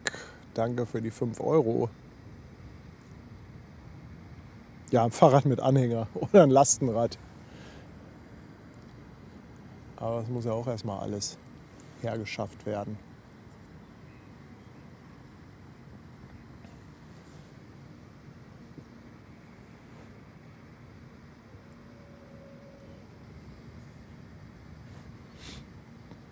Oh, Tadis.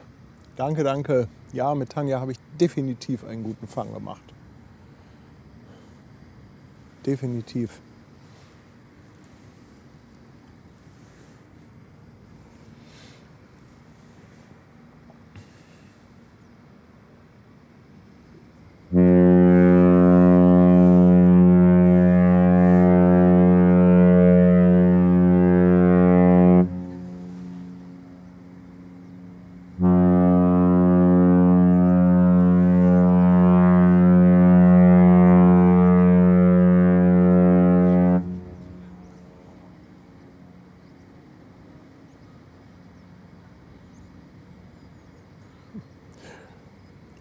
Finden die Vögel klasse, so ein Horn. Ja, Ben und ich mit dem Tandemfahrrad am Deich. Andi, danke für die 5 Schweizer Franken, aber ich fürchte, das wird nicht passieren.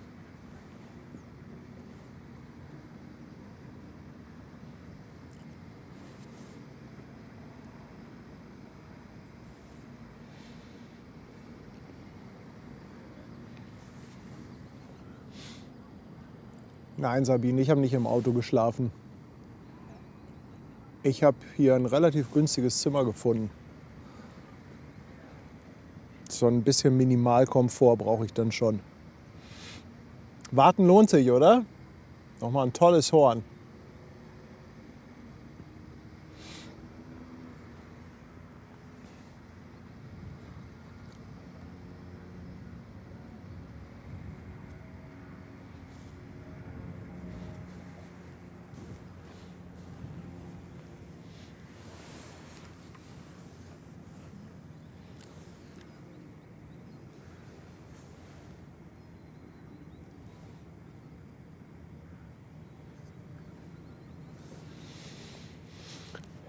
So, jetzt kann ich euch auch mal zeigen, wie ich hier stehe. So, machen wir mal Bild in Bild. Hier auf dem Deich in Ostfriesland. Ja, aber schon hauen alle Leute ab.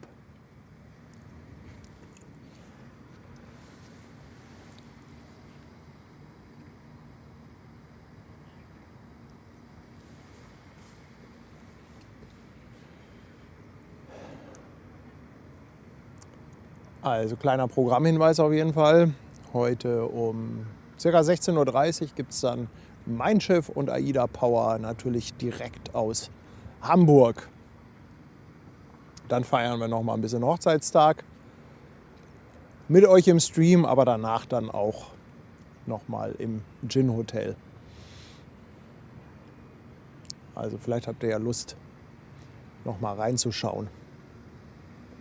Ja, Tanja und Paddy in der Rikscha. Ja, nee, ist klar. Ist klar.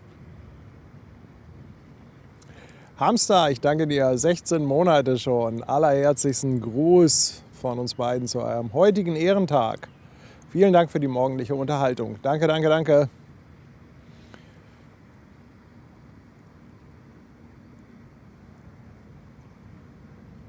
Ach, hier direkt gegenüber ist auch ein Campingplatz. Die haben natürlich auch einen Logenplatz.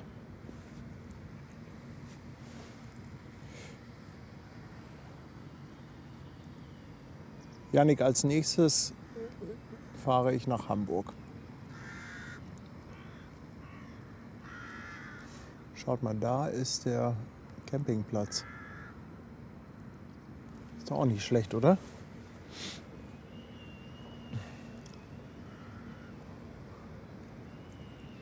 Ralf, ich danke dir für 2 Monate. Grüße zurück nach Krefeld. So, dann mal auf die Disney. Jetzt kriegen wir sie noch mal schön von vorne.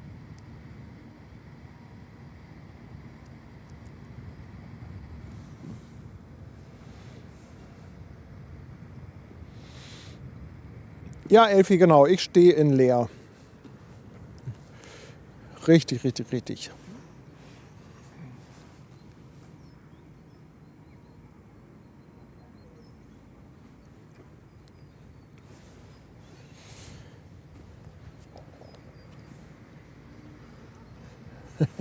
Petzli vom Sofa aus. Dankeschön. 4 Monate. Danke, danke. Peaches steht schräg gegenüber von mir. Ja. Auf der anderen Ems-Seite.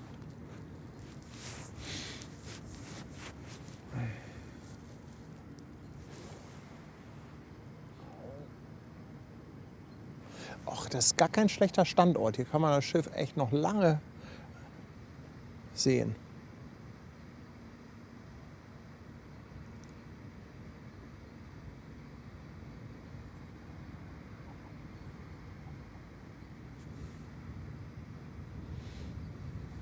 Elfi, nein, ich fahre heute nicht mehr weiter. Heute nur ein Standort.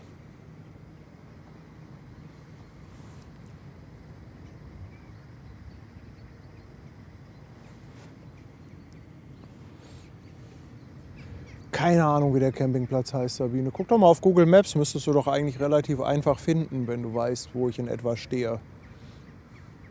Jan-Berghaus-Brücke in Leer.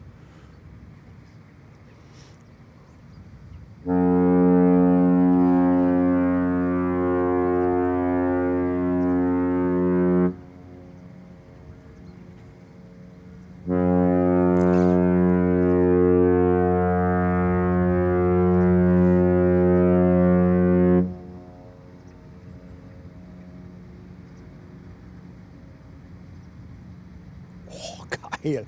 Die ist so weit weg und das Horn kommt noch so brutal rüber. Wahnsinn. Ein schönes Horn. Gefällt mir richtig gut. Ach, hinter der Brücke steht ihr, Peaches. Ja, okay. Ey, das Warten lohnt sich. Voll der Horny-Stream. Marina Camping in Bingum heißt das. Ah, dankeschön.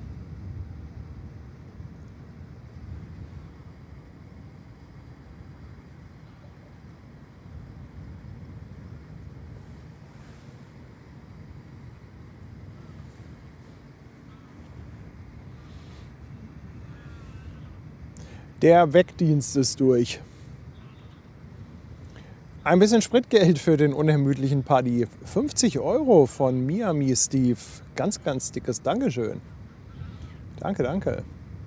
19 Monate ist Josephine dabei. Schickt auch nochmal Grüße zum Hochzeitstag. Danke, ihr Lieben.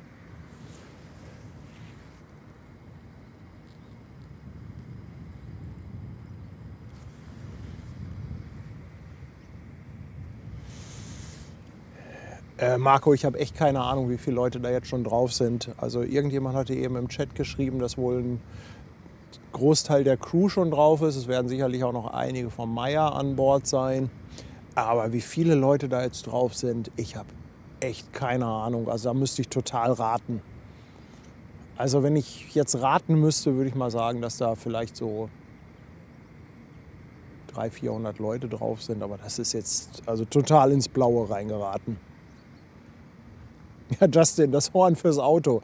Das wäre doch auch was für Rainer, oder? Für seinen LKW. Wenn er einen neuen LKW bekommt.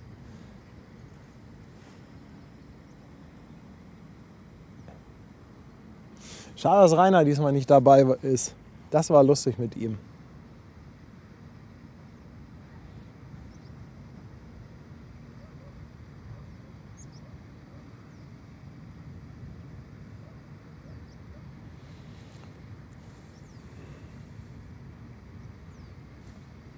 Elfi, danke, dass du da warst. Schönen Tag und vielleicht bis später.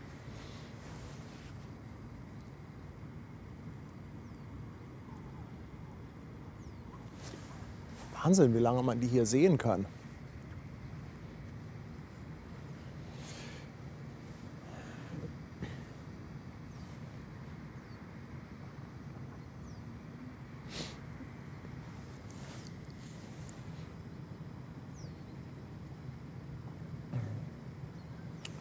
Oskar, die Frage kann ich dir nicht beantworten. Das hatten wir letztes schon mal.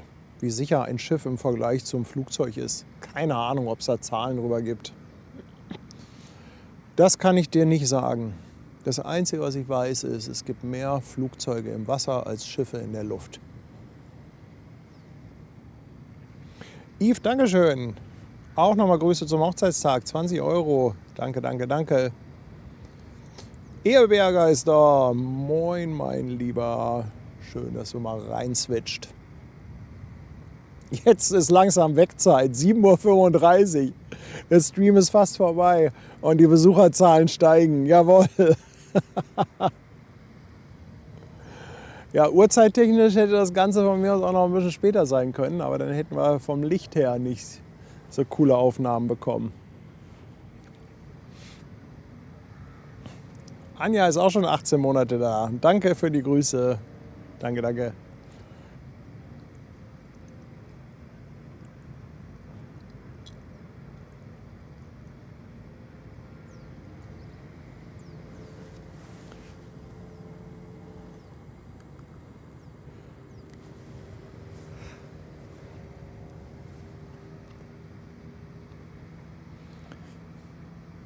Oh, jetzt ist sie aber schon echt weit weg. Von mir aus können jetzt die Schafe noch mal kommen.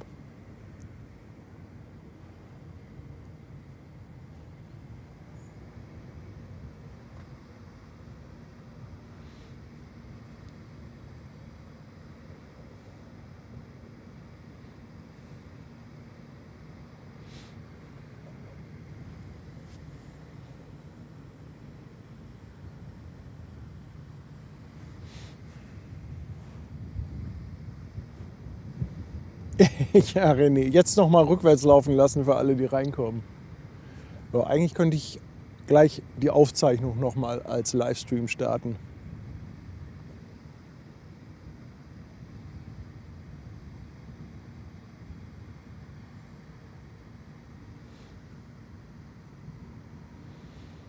Wo genau ist denn eigentlich der Tunnel?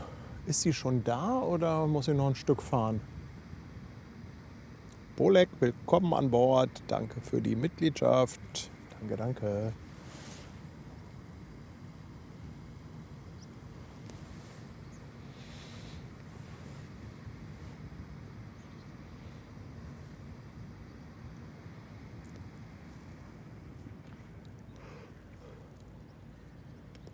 Ja, aber der Sonnenaufgang ist jetzt auch nicht so fantastisch. Also ich glaube, ich kann mich gleich ein bisschen selber feiern für den Standort. Haben wir gut hinbekommen. Blaue Stunde, schönes Licht bei der Vorbeifahrt. Wir haben definitiv die besten Bilder bekommen. Ja, bei Hamburg Hafen Live sitzen Sie in der ersten Reihe.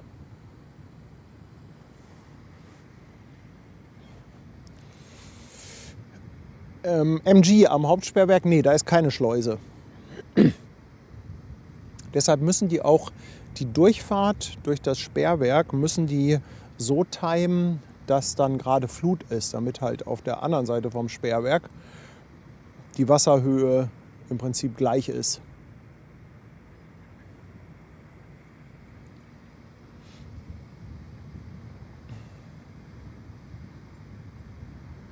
Die Durchfahrt durchs Sperrwerk ist, glaube ich, für ca. 12:30 Uhr geplant. Und da warten die auch teilweise nochmal. Also am Sperrwerk war ich ja auch schon zweimal. Und da kann es sein, wenn das Schiff relativ zeitig da ist, dass das nochmal vor dem Sperrwerk wartet. Und das ist dann halt, damit sie wirklich diesen einen Zeitpunkt abpassen, wo die Flut da ist und dann im Prinzip die Wasserstände auf beiden Seiten vom Sperrwerk weitestgehend identisch sind. Ralle 23 sind es, 23 Jahre. Ach, die ist schon über den Tunnel drüber. Ja, guck mal, das kann man von hier ganz, ganz schlecht abschätzen. Arthur, moin mein Lieber. Holger, danke dir für das Upgrade. Danke, danke.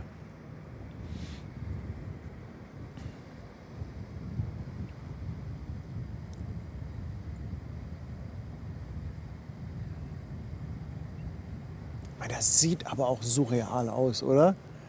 Ich meine, wir kennen das jetzt, haben das jetzt schon öfter gesehen, aber ich sag mal, wenn du irgendwie so ein Bild jemandem zeigst, schade, dass das Licht jetzt nicht so schön ist, aber hier so eine Wiese, das sieht doch auch nicht nach Fluss aus hier. Und dann im Hintergrund hast du da so ein Schiff, das könnte doch jetzt auch ein ferngesteuertes Boot sein. Jörg, danke dir. 2 Schweizer Franken, danke, danke.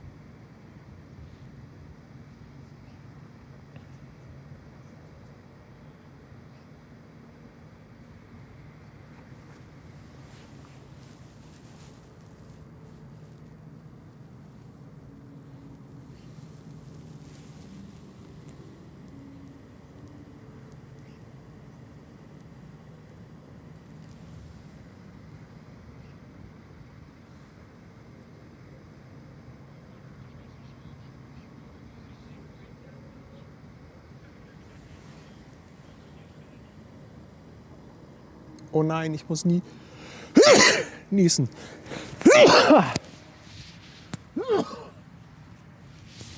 Entschuldigung.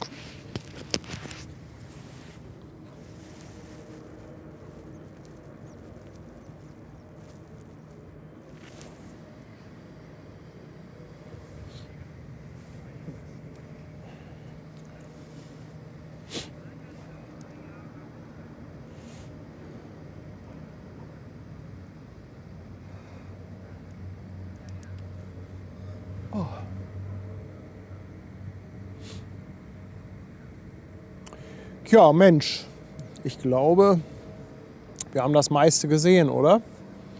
Lichtmäßig wird das jetzt auch nicht mehr viel besser. Wir haben tolle Hörner gehabt.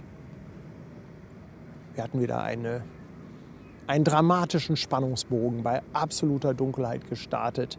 In der Ferne das leuchtende Schiff mit den tollen rot beleuchteten Schornsteinen auf die Jan-Berghaus-Brücke zugefahren, rückwärts drauf zugefahren. Dann Sonnenaufgang oder vor Sonnenaufgang, blaue Stunde. Die Brücke öffnet sich, das Schiff fährt durch die Brücke, fährt vor unsere Kamera. Traumhaftes Licht, sage ich euch.